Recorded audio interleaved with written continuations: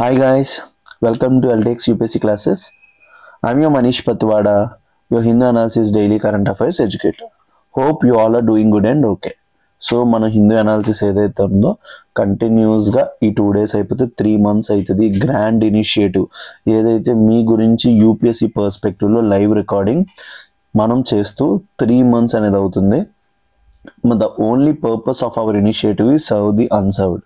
ఎవరెవరైతే candidates UPSC prepare అయిద్దాం అనుకుంటున్నారో rural aspirants and Telugu medium aspirants ఎవరైతే ఉన్నారో వాళ్ళకి మన ఇనిషియేటివ్ రీచ్ అవ్వాలి. స్టేట్లో ఎవరెవరైతే యూపీఎస్సీ ప్రిపేర్ అవుతున్నారో హిందూ అనాలిసిస్ అనేది మీ అందరి యొక్క యూపీఎస్సీ ప్రిపరేషన్లో ఇంటిగ్రల్ పార్ట్ కాబట్టి దానిని మీకు బెస్ట్ లెవెల్ సైంటిఫిక్ వేలో యూపీఎస్సీ రిలేటెడ్ వేలో తీసుకుని రావడానికి I'm doing every possible way me with the help of my content team. మేమంతా కూడా కంప్లీట్ హార్డ్ వర్క్ చేస్తున్నాం only to give you the best content. ఇవాళ నేను హాలిడే ఉండడం వల్ల మీకు లైవ్ రాలేకపోతున్నాను. ఇవాళ రికార్డెడ్ వర్షన్ మీ గురించి రికార్డ్ చేయబోతున్నాను. సో ఇవాళ డిస్కస్ చేయబోయే ఆర్టికల్స్ ఏంటంటే why India struggles to clear its air. First GS3 environment perspective article చాలా important. Why India struggles to clear its air. ఎందుకంటే లాస్ట్ వచ్చింది ఇంకా వింటర్ సీజన్ ఎండ్ అయిపోతుంది కాబట్టి ఈ ప్రాబ్లం ఏదైతే ఉందో మళ్ళీ నెక్స్ట్ ఇయర్ మళ్ళీ రీసర్ఫేస్ అవుతుంది, అప్పటి వరకు వదిలేస్తారు అనేసి ఉంటుందన్నమాట. ఆ పర్స్పెక్టివ్ ఇది ఇంపార్టెంట్. సెకండ్, ఎనేబులింగ్ ఎ modern future ready labour eco system. చెప్పే కదా మన లేబర్ కోడ్స్ 4 లేబర్ కోడ్స్ ఏవైతే ఉన్నాయో ఫోర్స్లోకి వచ్చే దాని గురించి complete long term economy article చాలా అంటే చాలా బాగుంటాయి. మెయిన్స్ ఆర్టికల్స్ ఈ రెండు కూడా నెక్స్ట్ ఇయర్ యూపీఎస్సీ లోపల వచ్చే మెయిన్స్లో వచ్చే ఛాన్సెస్ ఎక్కువ ఉన్నాయి. So will focus on it. Third, supreme court asks government to regulate content on the internet లోపల మన ఏదైతే సోషల్ మీడియా ఇక్కడ ఏదైతే ఉందో ఆ కంటెంట్ రెగ్యులేట్ చేయమంటుంది. ఎవరు చిన్నపిల్లలు ఏంటో తెలియట్లేదు, కంటెంట్ రెగ్యులేట్ చేయమంటుంది. Polity and governance perspective important. Fourth, IMF gives C grade for India's national accounts. మన నేషనల్ అకౌంటింగ్ ఉంది కదా, ఎవరు చేస్తారు? నేషనల్ స్టాటిస్టికల్ ఆర్గనైజేషన్ ఏదైతే ఉందో దీనికి C గ్రేడ్ ఇచ్చారనమాట. మనం బాగా చేయట్లేదంట, స్టాటిస్టిక్స్ అనేవి బాగా క్యాలిక్యులేట్ చేయట్లేదంట. సో దాంట్లో ఉన్న ప్రాబ్లమ్స్ ఎకానమీ పర్స్పెక్టివ్ ఇంపార్టెంట్. ఇది నెక్స్ట్ ఇయర్ మెయిన్స్లో వచ్చే ఛాన్స్ ఉంది. Fifth, Indonesia make progress on BrahMos deal at defence ministers dialogue. So ఇండియాకి డిఫెన్స్ మినిస్టర్ డైలాగ్ అయింది, అక్కడ బ్రహ్మోస్ గురించి మాట్లాడారు. సో అదేంటో తెలుసుకుందాం. ఇంటర్నేషనల్ రిలేషన్స్ పర్స్పెక్టివ్ చాలా important. Sixth, Japan will pay a painful price if it steps out of line over Taiwan. తెలుసు కదా తైవాన్ ఇష్యూ మీద జపాన్కి చైనాకి గొడవలు అవుతుంది. సో ఆ పర్స్పెక్టివ్లో ఒకవేళ జపాన్ ఏమైనా ఓవర్ యాక్షన్ చేస్తే తను ప్రైస్ పే చేయాల్సి వస్తుందని ఎవరు చెప్పారు? చైనా చెప్పిందనమాట. And sixth, China's rare earth dominance give its crucial leverage over US in trade war లోపల కావాల్సింది ఏంటి? మోస్ట్ ఇంపార్టెంట్ డిఫెన్స్ ఎక్విప్మెంట్ తయారు చేయడానికి మనకు కావాల్సింది ఏంటంటే రేర్ ఎర్త్ మెటీరియల్స్. అవి ఎక్కడ ఉన్నాయి? చైనా దగ్గర ఉన్నాయి. ఆ పర్స్పెక్టివ్లో prelims article. International relations as well as GS3 economy పర్స్పెక్టివ్లో ఈ 7 ఆర్టికల్స్ మనం డిస్కస్ చేయబోతున్నాం. చూడండి, ఎన్వైర్న్మెంట్ ఉంది, ఎకానమీ ఉంది, పాలిటీ ఉంది, economy, international relations as well as economy. మొత్తం అన్ని సబ్జెక్ట్స్ కూడా ఇప్పుడు ఈ అనాలిసిస్లో కవర్ అవబోతున్నాయి. ద మోస్ట్ ఇంపార్టెంట్ ఎగ్జామ్ లోపల వచ్చే ఛాన్స్ ఉంది. So before going to our analysis మనం తెలుగు మీడియంలో సివిల్స్ Group 1 మరియు Group 2 లాంచ్ చేయబోతున్నాం. ఎందుకంటే ఇప్పటి వరకు సివిల్స్ అన్నా Group 1 అన్నా ఏదైనా సరే ఓన్లీ ఇంగ్లీష్ మీడియం వాళ్ళకే వస్తుంది, తెలుగు మీడియం స్టూడెంట్స్కి హెల్ప్ అవ్వట్లేదని అనుకుంటున్నారు. కాబట్టి సో మీ గురించి LTX క్లాసెస్ ఏదైతే ఉందో సివిల్స్ Group 1 మరియు Group 2 3 కూడా తెలుగు మీడియం లోపల యూపీఎస్సీ ఫ్యాకల్టీతో చెప్పించబోతున్నారు. మన ప్రసాద్ సార్ ఎవరైతే ఉన్నారో జాగ్రఫీ చెప్పబోతున్నారు, సురేష్ సార్ ఎకానమీ చెప్పబోతున్నారు, మన చక్రి సార్ పాలిటీ చెప్పబోతున్నారు, మన శృతి మేడం హిస్టరీ చెప్పబోతున్నారు. వీళ్ళందరూ కూడా యూపీఎస్సీ ఫ్యాకల్టీ. వాళ్ళనే మీకు తీసుకొచ్చి కంటెంట్ ఇవ్వబోతున్నాం. ఎందుకు? తెలుగు మీడియం లోపల సివిల్స్ లోపల మన క్యాండిడేట్స్ బాగా రావాలంటే మెయిన్ ఫస్ట్ కావాల్సింది ఏంటంటే కంటెంట్, సెకండ్ క్లాసెస్. ఈ రెండు కూడా మీకు బెస్ట్ ఫ్యాకల్టీ యూపీఎస్సీ ఫ్యాకల్టీ అయితే ఇవ్వగలరు. ఈ యొక్క దాన్ని గమనించి, ఎందుకంటే బయట ఎవరైతే ఉన్నారో నార్మల్ ప్రొఫెసర్స్ వచ్చి చెప్పేయడం వల్ల వాళ్ళకి నార్మల్ యూపీఎస్సీ దానికి డిఫరెన్స్ వచ్చేస్తుంది, ఇంగ్లీష్ మీడియంకి తెలుగు మీడియం. ఆ డిఫరెన్స్ రాకుండా మీకు ప్లాన్ చేయించాం. November 16th నుంచి బ్యాచ్ స్టార్ట్ అయిపోయింది. Geography as well as economy run అవుతున్నాయి. ఇది ఆఫ్లైన్ ప్లస్ ఆన్లైన్ రెండింటిలోనే జరుగుతుంది. ఈవినింగ్ 4 నుంచి 6 వరకు క్లాసెస్ అవుతున్నాయి. 2 క్లాసెస్ జరుగుతున్నాయి daily, and 1 hour current affair class కూడా చక్రి సార్ తీసుకుంటున్నారు. తెలుగు మీడియంలో కరెంట్ అఫైర్స్ ప్రొవైడ్ చేస్తున్నారు. యూపీఎస్సీ కరెంట్ అఫైర్స్ అంటే గుర్తు చేసుకోండి. సో మీకు ఈ కోర్సెస్ అన్నిటి గురించి తెలియాలంటే you can contact this number 7893899553. ఈ నెంబర్ కాంటాక్ట్ చేయండి. భారతి మ్యామ్ మీకు కంప్లీట్ డీటెయిల్స్, కోర్స్ డీటెయిల్స్ అన్నీ కూడా చెప్తారు. మీకు ఏమైనా డిస్కౌంట్స్ కావాలన్నా సరే ప్రొవైడ్ చేస్తారు. అది తెలుగు మీడియం అయితే మన యొక్క ఫ్లాగ్షిప్ ప్రోగ్రామ్ ఏంటి, మన ఎల్టీఎక్స్ ఇన్స్టిట్యూట్ అంటే bilingual institute.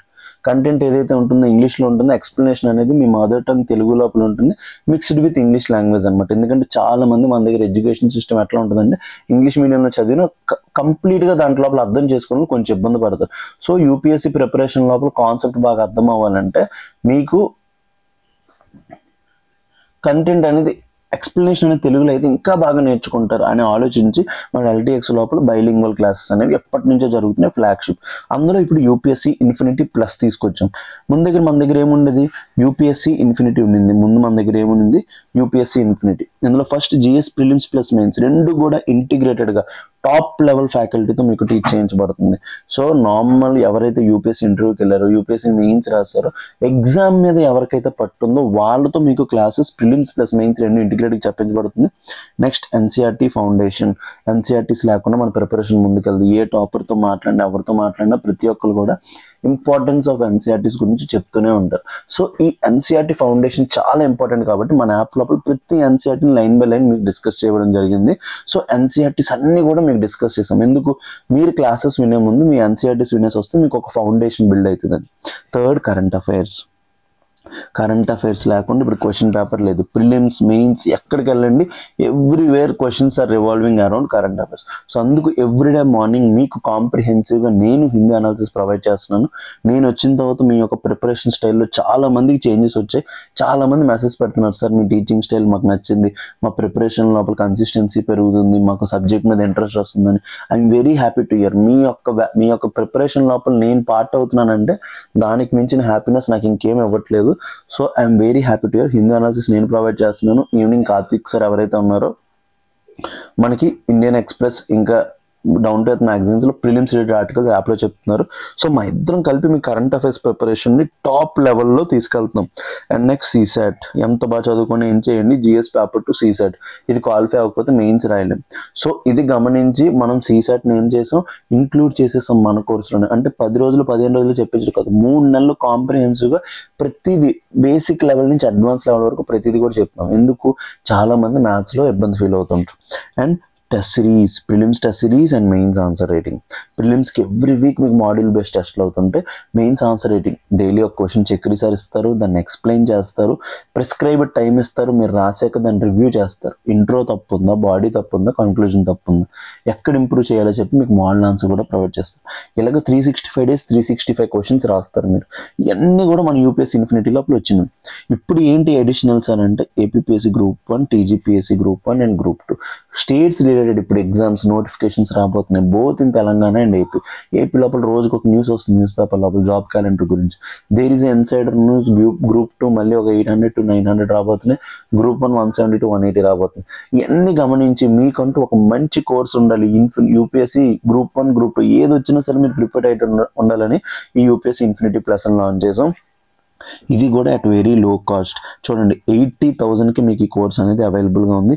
That with EMI option. ఎవరెవరైతే రూరల్ ఆస్పిరెంట్స్ ఉన్నారో, ఒకేసారి లంసమ్ అమౌంట్ పే చేయలేరు, మీరు ఈఎంఐ ఆప్షన్ కూడా చూస్ చేసుకోవచ్చు. That with life time validity.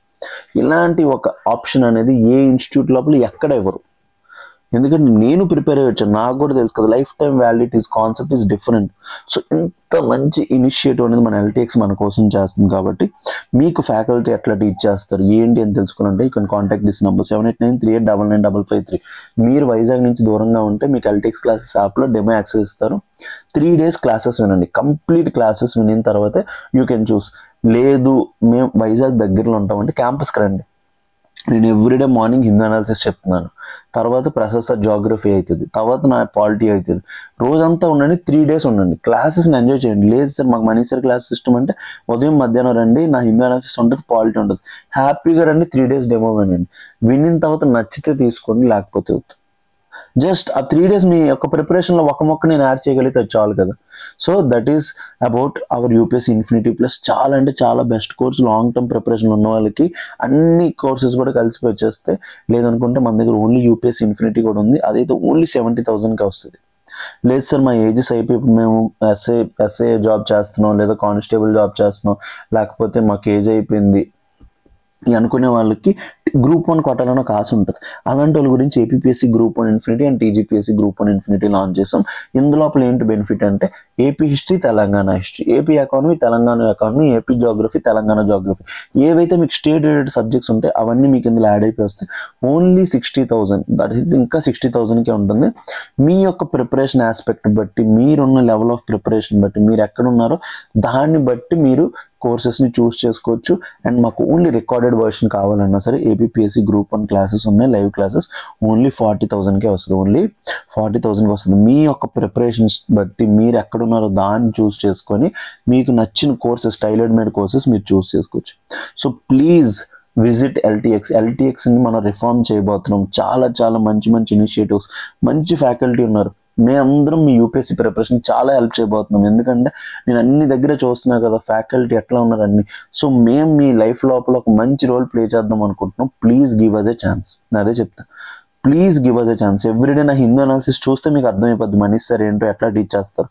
Hindu analysis చూడండి, మీరు ఇంకా వద్దన్న సార్ కళ్ళు మూసుకొని వచ్చి జాయిన్ అయిపోతారు ఎల్టీఎక్స్ క్లాసెస్లో. అంతకు 100 రెట్లు మించిస్తాం. సో మీరు ఒక్కటి ఆలోచించి మీ యొక్క డెసిషన్ని తీసుకోండి. So first mains article, why India struggles to clear its air. So problem అంతా ఏంటి సార్ అంటే, ప్రాబ్లం అంతా ఇవాళ క్లాస్లో లేదు, కొంచెం జోకులు ఇవన్నీ ఏవైతే నా ఉంటాయో వాళ్ళు లైవ్లో ఉన్నప్పుడు నాకు ఇంటరాక్టివ్గా ఉంటుంది కాబట్టి జోకులు వేయగలను. సో ఇప్పుడు కొంచెం సీరియస్ మోడ్లో వెళ్తుంది, కొంచెం నా జోక్స్ తగ్గుతాయి. సో ప్లీజ్ ఎక్కడైనా 1-2 గుర్తొస్తే వేయగలను, లేకపోతే మాత్రం కొంచెం రికార్డెడ్ వర్షన్ కదా, నేను ఒక్కడిని జోకులు వేసుకుంటే మా అమ్మ ఏంటి మీ పిచ్చోడు అయిపోయావా అనుకుంటుంది. So please cooperate. So pollution, A concept? Pollution అనేది బేసికల్లీ ఎక్కువగా మనకి వింటర్ సీజన్లో వినబడుతుంది.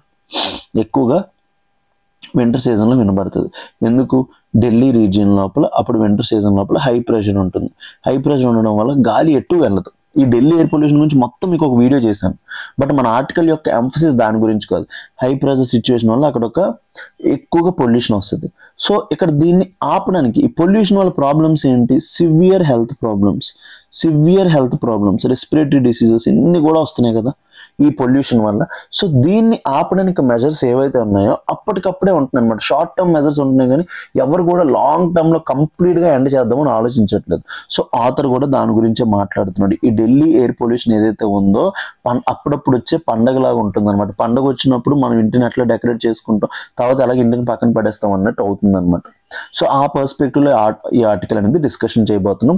చాలా అంటే చాలా బాగుంది. మీ మెయిన్స్ లోపల మంచి ఒక ఆన్సర్ పర్స్పెక్టివ్ బిల్డ్ చేస్తుంది. So please use the opportunity. రండి చూద్దాం.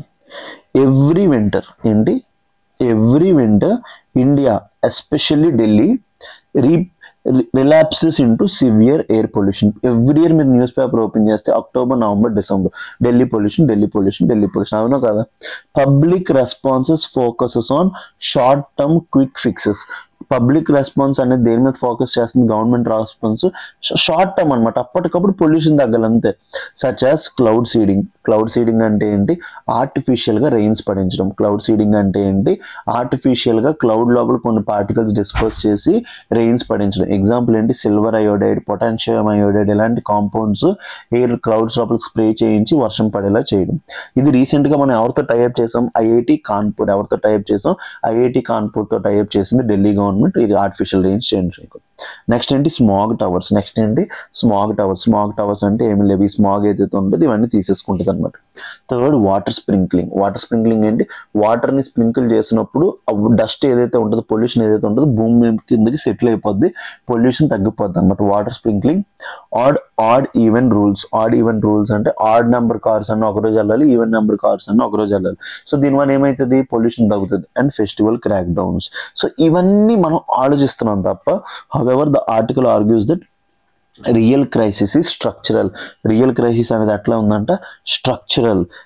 ఫ్రాగ్మెంటెడ్, ఇప్పుడున్న పాలసీ అనేది ఏంటి, ఫ్రాగ్మెంటెడ్, ఒకదాంతో ఒకటి సంబంధం లేదు. Multi layered air quality governance system with limited accountability. Air క్వాలిటీని గవర్నెన్స్ చేయడానికి డిఫరెంట్ అథారిటీస్ ఉన్నాయి, ఎవరికి కూడా అకౌంటబిలిటీ లేదు. And short term political incentives, ఇప్పుడు గవర్నమెంట్ ఇన్సెంటివ్స్ అని షార్ట్ టర్మ్ ఏది కూడా లాంగ్ టర్మ్గా లేదు. సో ఈ దాని గురించి పర్స్పెక్టివ్లో ఆథర్ అనేది డిస్కస్ చేయబోతున్నాడు. చాలా అంటే చాలా బాగుంది ఆర్టికల్, చూద్దాం. What the article discusses about, the article discuss about 2 major traps. First trap ఏంటి, ఇంటలెక్చువల్ ట్రాప్. ఫస్ట్ ట్రాప్ పేరేంటి, intellectual trap. Importing western ideas without adapting to Indian realities. So western practices India లోపల తీసుకొస్తున్నాం, but western countries వేరు, Indian countries వేరు. Next political and administrative support, దాన్ని ఏమంటాం political or administrative trap. దీన్ని ఏమంటాం systematic inertia, overlapping powers and lack of political continuity. ఈ 2 ప్రాబ్లమ్స్ని మీరు మెయిన్స్ ఆన్సర్ రైటింగ్ లోపల యూజ్ చేయొచ్చు. చాలా అంటే చాలా బాగుంది. ఫస్ట్ పైన ఇంటలెక్చువల్ ట్రాప్, సెకండ్ ఏమంచి పొలిటికల్ ఆర్ అడ్మినిస్ట్రేటివ్ ట్రాప్. రెండు డీటెయిల్స్ లోపలికి వెళ్దాం. India's short termism in pollution control. చెప్పే కదా పొల్యూషన్ ఇప్పుడు అక్టోబర్ నవంబర్ డిసెంబర్లో తగ్గిపోవాలని చూస్తాం కాబట్టి, కానీ నెక్స్ట్ ఇయర్ అక్టోబర్ నవంబర్ డిసెంబర్లో రాకుండా ఉండాలంటే లాంగ్ టర్మ్గా ఏదో ప్లాన్ చేయాలి. ఇండియా అనేది అప్పటికప్పుడు చూస్తుంది తప్ప నెక్స్ట్ ఇయర్ గురించి ఆలోచించట్లేదు. Every year attention spikes during smog season. Smog season అంటే వింటర్ సీజన్ లోపల ఎక్కువగా డస్ట్ ఉంటుంది కదా, ఈ హై ప్రెజర్ వల్ల ఈ టైంలో అటెన్షన్ వస్తుంది. And the same quick fixes are repeated. Every year చేసే పనులే చేస్తున్నాం. ఏంటంటే అవి గ్రాబ్ విజిబిలిటీ, ఫస్ట్ న్యూస్ పేపర్లో వస్తుంది. అప్పుడు ఏంటి, ఆర్ ఈజీ టు డిప్లాయ్. వాటిని ఏం చేస్తారు, ఈజీగా మళ్ళీ స్మాగ్ టవర్స్ పెట్టడం అలాంటివి చేస్తారు. And create urgency, but they do not change the air on the ground. ఇవన్నీ చేస్తున్నారు కానీ ఇవి షార్ట్ టర్మ్ అవడం వల్ల వీటి వల్ల లాంగ్ టర్మ్ ఎఫెక్ట్ ఏమీ లేదు. మళ్ళీ నెక్స్ట్ ఇయర్ పొల్యూషన్ వస్తుంది. Public debates collapses quickly and bureaucratic actions remain unchanged. ఎందుకు, మనం డిసెంబర్ అయిపోయాక మళ్ళీ ఢిల్లీ ఎయిర్ పొల్యూషన్ ని మర్చిపోతాం.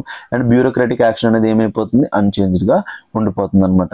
సెకండ్ ఏంటి, fragmented and weak governance architecture. Next ఏంటి, fragmented and weak governance architecture. The article highlights a deeper structural flaw. ఎందుకు, India's air quality governance is scattered. India's air quality governance అంటే ఒక్కొక్క authority ఒక్కొక్కటి చూసుకుంటుంది. ఎందుకు, first ministry of environment. Ministry of ఎన్వైర్న్మెంట్కి ఏ act కింద పవర్ ఉంది, ఎన్వైర్న్మెంట్ ప్రొటెక్షన్ యాక్ట్ 1986. దీనికంటూ కొన్ని పవర్స్ ఇందులో ఉన్నాయి, దీని కొంచెం పవర్ చూసుకుంటుంది. Next central and state pollution control boards. వీళ్ళు దేని కింద ఎస్టాబ్లిష్ అయ్యారు, water act of 1974, water act of 1974. వీళ్ళకంటూ డిఫరెంట్ రెస్పాన్సిబిలిటీస్ ఉంటాయి. Commission for air quality management, ఇది 2020లో ఎస్టాబ్లిష్ చేశారు. దీనికంటూ డిఫరెన్స్ అథారిటీస్ ఉన్నాయి. మున్సిపల్ కార్పొరేషన్స్, వాళ్ళకంటూ డిఫరెంట్ పవర్స్ ఉన్నాయి. ట్రాన్స్పోర్ట్ ఇండస్ట్రీ పవర్ ఏజెన్సీస్, వాళ్ళంటూ డిఫరెంట్గా చేస్తున్నారు. And agriculture and rural departments. ఇంతమంది ఎయిర్ క్వాలిటీని తగ్గించడానికి ట్రై చేస్తున్నప్పుడు ఏమవుతుందంటే ఒక్కొక్కరు పని లోపల ఒక్కొక్కరు దూరేస్తున్నారు, కొన్ని పనుల లోపల ఎవరూ దూరట్లేదు. అక్కడ అదే చెప్తున్నాడు చూడండి, no single institution has full jurisdiction or decision making authority. ఎవరికి కూడా ఫుల్ డెసిషన్ మేకింగ్ అథారిటీ లేదు, అందరికీ కూడా ఫ్రాగ్మెంటెడ్ అథారిటీ ఉంది. దీనివల్ల ఏమవుతుంది, ల్యాక్ ఆఫ్ అకౌంటబిలిటీ. దీనివల్ల ఏమవుతుంది, ల్యాక్ ఆఫ్ అకౌంటబిలిటీ. ఇంట్లో ఏంటంటే ఇద్దరు బ్రదర్స్ ఉన్నారు, అన్నయ్య ఉన్నాడు, తమ్ముడు ఉన్నాడు. సో అన్నయ్యని అడుగుతారు, ఏరా పాలు ప్యాకెట్ తేలేదంటే తమ్ముడు తెస్తాడు అనుకున్నాను, తమ్ముడిని అడిగితే అన్నయ్య తెస్తాడు అనుకున్నాను. సో అప్పుడు ఏమైపోద్ది, అకౌంటబిలిటీ అనేది ఎవరి మీద కూడా ఫిక్స్ చేయలేము. ఫస్ట్ థింగ్ ఏంటి, lack of accountability. Conflicting mandates అయితే ఏదైతే central pollution control board cover ఇచ్చారో సేమ్ అదే ఒక mandate commission for air quality management in ఢిల్లీకి ఇచ్చాం అనమాట. సో ఇద్దరికి సేమ్ మ్యాండేట్ ఉన్నప్పుడు ఏమవుతుంది, ఎవరికి ఆ పని చేయాలో తెలియదు. Third, ineffective enforcement. So enforcement అంటే ఏంటి, ఈ ఏజెన్సీస్ ఏవైతే ఉన్నాయో ఎవరైనా తప్పు చేస్తే వాళ్ళు పనిష్ చేయలేకపోతున్నారు, దాన్ని ఏమంటాం ineffective enforcement. And last, slow and inconsistent action అనేది బాగా స్లోగా ఉంది. Next, unlike Western or Northeast Asian countries. So unlike Western or Northeast Asian countries such as USA, UK, Japan, China have strong national laws and empowered regulators for 40 years. US గానీ, UK గానీ, Japan కానీ, China కానీ వాళ్ళు ఏం states అంటారు, hard states అంటారు అనమాట. Hard states అంటే రూల్ ఆఫ్ లా బాగా స్ట్రాంగ్గా ఉంటుంది. బట్ ఇండియా లాంటి కంట్రీ లోపల రూల్ ఆఫ్ లా చాలా వీక్గా ఉంటుంది. ఎందుకు, సిగ్నల్ పడినప్పుడు కూడా చాలా మంది ఇప్పుడు సిగ్నల్ దాటిస్తుంటారు. ఎందుకు, భయం ఏంటి, ఏముందిలే హెల్మెట్ పెట్టుకోకపోతే ఏమైపోతుంది, ట్రిపుల్ రైడింగ్ వెళ్తే ఏమవుతుంది, మన లోపల ఏంటి ఏం చేయలేరులే గవర్నమెంట్, మనల్ని ఏం అందలే అంటాం. దీన్ని ఏమంటాం మనం, సాఫ్ట్ స్టేట్ అంటాం అనమాట. India from start had fragmented authority, scattered mandates and very weak environmental enforcement. ఒకవేళ మనం పొల్యూషన్ చేసిన పాత 100 సంవత్సరాల క్రితం డొక్కు బైక్ వాడినా సరే మనల్ని ఏం చేయలేరని ఒక ధైర్యం. Thus annual interventions do little because institutional incentives stay unchanged. So సంవత్సరం అంతా చేస్తున్న ఈ క్లౌడ్ సీడింగ్లు, ఈ వాటర్ స్ప్రింక్లింగ్, వీటి వల్ల ఏం ఎఫెక్ట్ ఉండదు. ఎందుకు, ఇన్స్టిట్యూషన్స్ అనేవి ఎప్పటి నుంచో వీక్ అయిపోయి ఉన్నాయన్నమాట. ఇందాక 2 ట్రాప్స్ గురించి మాట్లాడాం కదా, ఈ 2 ట్రాప్స్ చూసుకుందాం. First intellectual trap. First trap పేరేంటి, intellectual trap. India often imports. India మనం ఏంటి నార్మల్గా ఇంపోర్ట్ ఏం చేసుకుంటాం, గూడ్స్ అండ్ సర్వీసెస్ ఇంపోర్ట్ చేస్తాం కదా, అప్పుడప్పుడు ఐడియాస్ కూడా ఇంపోర్ట్ చేసుకుంటాం. ఏంటి, వెస్టర్న్ పొల్యూషన్ కంట్రోల్ మోడల్స్. ఏ మోడల్స్, వెస్టర్న్ కంట్రీస్. ఎక్కడో యూకే లోపల పొల్యూషన్ కంట్రోల్ ఎలా చేసింది, లేకపోతే మన యుఎస్ ఎట్లా చేసింది, యూరోప్ ఎట్లా చేసింది అని చూస్తాం. Urban design పారాడిమ్స్. వెస్టర్న్ కంట్రీస్లో అర్బన్ డిజైన్స్ ఎట్లా ఉన్నాయో చూస్తాం. And third, sectoral frameworks. ఇవన్నీ చూసేసి వాటిని ఎక్కడ తెచ్చుకుందాం అనుకుంటాం, ఇండియాకి. These assume abundant resources. అక్కడ యుఎస్, యూకే అక్కడ ఎందుకు అవి సక్సెస్ అయ్యే, అక్కడ గవర్నమెంట్స్కి, మున్సిపాలిటీస్కి ఏమంటే రిసోర్సెస్, డబ్బులు ఎక్కువ ఇస్తారు. Strong local governments. అక్కడ లోకల్ గవర్నమెంట్స్ అయితే స్ట్రాంగ్గా ఉంటాయి. మన ఇండియా లోపల వీక్. Reliable public transport. అక్కడ పబ్లిక్ ట్రాన్స్పోర్ట్ చాలా రిలయబుల్ ఉంటుంది. Consistent enforcement. అక్కడ మనలాగా కరప్షన్ ఇవన్నీ ఉండవు, ఎన్ఫోర్స్మెంట్ ఉంటుంది. And predictable administration. అంటే ఒక గవర్నమెంట్ మారితే ఇంకో గవర్నమెంట్కి పాలసీ చేంజ్ అనేది చాలా ఫాస్ట్గా ఉండదు అనమాట. But these assumptions do not hold in India. ఆ వెస్టర్న్ ఐడియాలజీస్ ఏవైతే ఉన్నాయో, పొల్యూషన్ కంట్రోల్ ఐడియాలజీస్, ఇండియా లోపల do not hold in India. ఎందుకు, where urban administration is weak. మన దగ్గర మున్సిపాలిటీస్ వీక్, లోకల్ బాడీస్ ఏవైతే ఉన్నాయో బాగా ల్యాక్ ఆఫ్ కెపాసిటీ, డబ్బులు లేవు, ఏం లేవు. Land use is chaotic. నచ్చినట్టు భూములు వాడతారు. Third, enforcement is irregular. చెప్పినా కదా, తప్పు చేసినా సరే ఎవడు పట్టుకోలేడని భయం. Hence imported models failed. So first ఏంటి, ఇంటలెక్చువల్ ట్రాప్. ఇంటలెక్చువల్ ట్రాప్ అంటే ఏంటి, వెస్టర్న్ ఐడియాస్ని తీసుకొద్దాం అనుకుంటాం. వెస్టర్న్ ఐడియాస్ ఎందుకు సక్సెస్ అవుతున్నాయి, వాళ్ళ దగ్గర రిసోర్సెస్ ఉన్నాయి, లోకల్ గవర్నమెంట్స్కి పవర్ ఉన్నది, అంతా ఉంది కాబట్టి అక్కడ ఆ మోడల్ సక్సెస్ అవుతాయి. ఇండియా లోపల అది తెద్దాం అనుకుంటే ఎందుకు సక్సెస్ అవ్వట్లేదు, ఇండియా లోపల bodies week, institutions week, resources లేవు. ఇవన్నీ లేకపోవడం వల్ల ఏమవుతుంది, ఆ మోడల్స్ అనేవి ఫెయిల్ అవుతున్నాయి. నెక్స్ట్ ట్రాప్ పేరేంటి, political or administrative trap. Next trap పేరేంటి, పొలిటికల్ ఆర్ అడ్మినిస్ట్రేటివ్ ట్రాప్. దాన్ని ఏమంటాం, multiple overlapping jurisdictions. Political or administrative trap ఏంటి, మల్టిపుల్ ఓవర్లాపింగ్ జ్యూరిస్డిక్షన్స్. చెప్పా కదా, central pollution control board CPCB ఉంది, commission for air quality management CAQM ఉంది, environment ministry ఉంది. Different ఉన్నప్పటికీ ఏమైపోతుంది, మల్టిపుల్ ఓవర్లాపింగ్ జ్యూరిస్డిక్షన్స్. ఒక్కొక్కరికి ఒక్కొక్క పవర్ ఉంది. Conflict between municipal corporation, state agencies and regulation. చెప్పా కదా, మున్సిపల్ కార్పొరేషన్స్కి, స్టేట్ ఏజెన్సీస్కి, రెగ్యులేటర్స్కి మధ్య గొడవలు అయిపోతుంది. థర్డ్, అడ్మినిస్ట్రేటివ్ టర్ఫ్ వార్స్ అనమాట. ఒక్కొక్కరికి అడ్మినిస్ట్రేషన్ లోపల ఒక్కొక్క పవర్ ఉంటుంది. సో వాళ్ళ మధ్య వాళ్ళకి గొడవలు అయిపోతున్నాయి. Incentives for short term visible action, not long term systematic reform. So ఇప్పుడు మనం ఏ రిఫార్మ్ తీసుకుని ఏం ఆలోచిస్తున్నాం, అప్పటికప్పుడు పొల్యూషన్ తగ్గిపోవాలి, కానీ లాంగ్ టర్మ్లో ఇంకా పొల్యూషన్ లేకుండా ఎవరు ఆలోచించట్లేదు. No incentive to confront powerful economic actors. This results in policy stagnation. ఎవరు కూడా పాలసీ స్టాగ్నేషన్ ఉండిపోతుంది తప్ప ఎవరు కూడా ఫ్యూచర్ కోసం ఆలోచించట్లేరు. సో ఏం కావాలి ఇప్పుడు, నీడ్ ఫర్ ఇన్స్టిట్యూషనల్ ఆర్కిటెక్చర్. ఇప్పుడు ఏం కావాలి, need for new institutional architecture. The article stresses pollution is not merely technocratic issue. Pollution అనేది ఏంటి, మన పొల్యూషన్ అనేది not a technocratic issue, it is a governance issue. ఆ టెక్నోక్రటిక్ ఇష్యూ అంటే ఏంటి, బేసికలీ ఈ కన్స్ట్రక్షన్ లోపల నుంచి ఎక్కువ ధూళి రావడం వల్ల, లేకపోతే వెహికల్స్ నుంచి ఎక్కువ పొల్యూషన్ రావడం వల్ల, వీటి కింద చూడకూడదు. దాన్ని ఒక గవర్నెన్స్ ఇష్యూ కింద చూడాలి, ఫెయిల్యూర్ ఇష్యూ కింద చూడాలి. ఎందుకు, India need institutions that can integrate. India లోపల ఇన్స్టిట్యూషన్స్ ఏమేమి ఇంటిగ్రేట్ చేయాలి, సైన్స్. ఫస్ట్ సైన్స్ని యూజ్ చేసి పొల్యూషన్ ఎలా తగ్గించాలో తెలియాలి. నెక్స్ట్ గవర్నెన్స్, వాటిల్ని గవర్నెన్స్ రిఫార్మ్స్లోకి రావాలి. థర్డ్, సోషల్ బిహేవియర్, పీపుల్ లోపలికి తీసుకుని రావాలి. And local political conditions, municipalities వీళ్ళందరికీ కూడా పవర్స్ ఇవ్వాలన్నమాట. వితౌట్ లోకల్ కెపాసిటీ అంటే మున్సిపాలిటీస్కి పవర్స్ ఇవ్వకుండా సైంటిఫిక్ ఎక్స్పర్టీస్, బడ్జెటరీ సపోర్ట్, డబ్బులు ఇవ్వాలి, సైన్స్ దాని మీద రీసెర్చ్ చేయాలి. లోకల్ కెపాసిటీ ఇవ్వకుండా administrative ownership, air quality will not improve. Administrative ownership ఇవ్వకుండా, ఒక బాడీకి ఒక స్ట్రిక్ట్ పవర్ ఇవ్వకుండా air quality will not improve. Clear air is a social aspiration, not just technical goal. So మంచి గాలి ఉండడం అనేది అందరికీ అవసరం, అదొక టెక్నికల్ గోల్ కాదు. సో అందుకు సిటిజన్స్ మస్ట్ ట్రస్ట్ ఇన్స్టిట్యూషన్స్, మనం కూడా గవర్నమెంట్స్ నమ్మాలి. Next decision makers must rely on local scientific knowledge, decision makers దేని మీద డిపెండ్ అయి ఉండాలి, లోకల్ సైంటిఫిక్ నాలెడ్జ్ మీద డిపెండ్ అయి ఉండాలి. Third enforcement must be predictable, so enforcement ఏదైతే ఉంటుందో ప్రెడిక్టబుల్గా ఉండాలి. గవర్నెన్స్ మస్ట్ బి అకౌంటబుల్, ప్రతి బాడీ మీద రోల్ అనేది ఉండాలన్నమాట. Long term investment in monitoring, first monitor చేయాలి పొల్యూషన్ ని, మోడలింగ్ దానికి తగ్గట్టు మోడల్స్ రెడీ చేయాలి. And institutions is crucial. Long term అనేది చాలా ఇంపార్టెంట్ పొల్యూషన్ మెజర్స్ లోపల, short term is not important.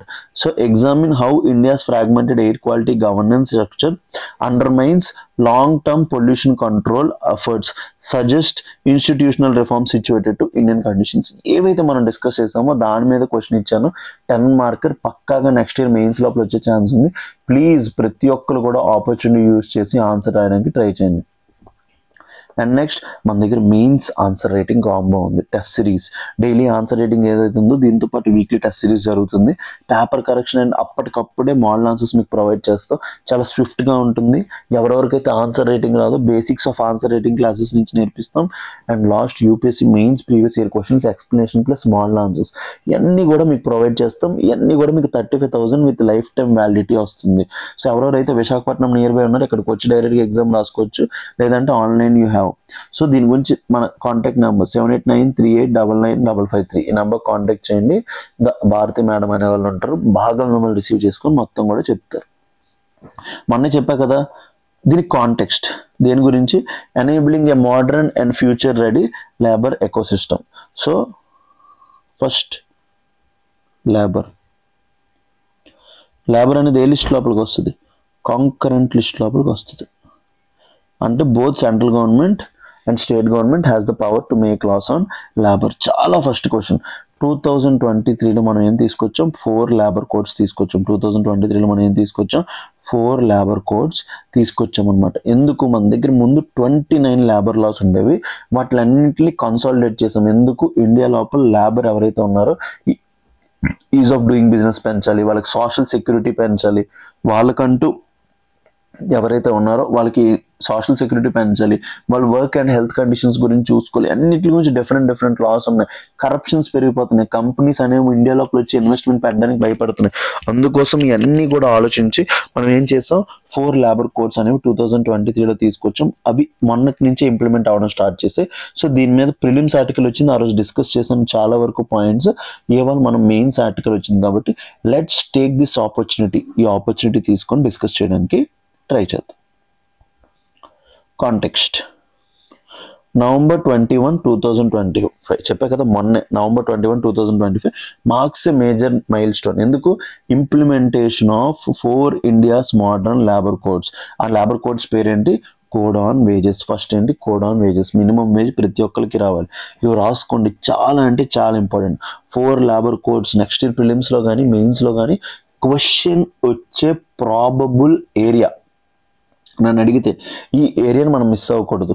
So మనం 2025 November 1st ఈ 4 లేబర్ కోడ్స్ పేరేంటి, first code on wages, second, third, fourth. First దాని పేరు ఏంటి, కోడ్ ఆన్ వేజెస్. సెకండ్ దాని పేరు ఇండస్ట్రియల్ రిలేషన్స్ కోడ్. సెకండ్ దాని పేరు ఏంటి, ఇండస్ట్రీకి మధ్య రిలేషన్స్, దాన్ని ఏంటి, industrial relations code 2020. Third code on social security, and last occupational safety, health and working condition code.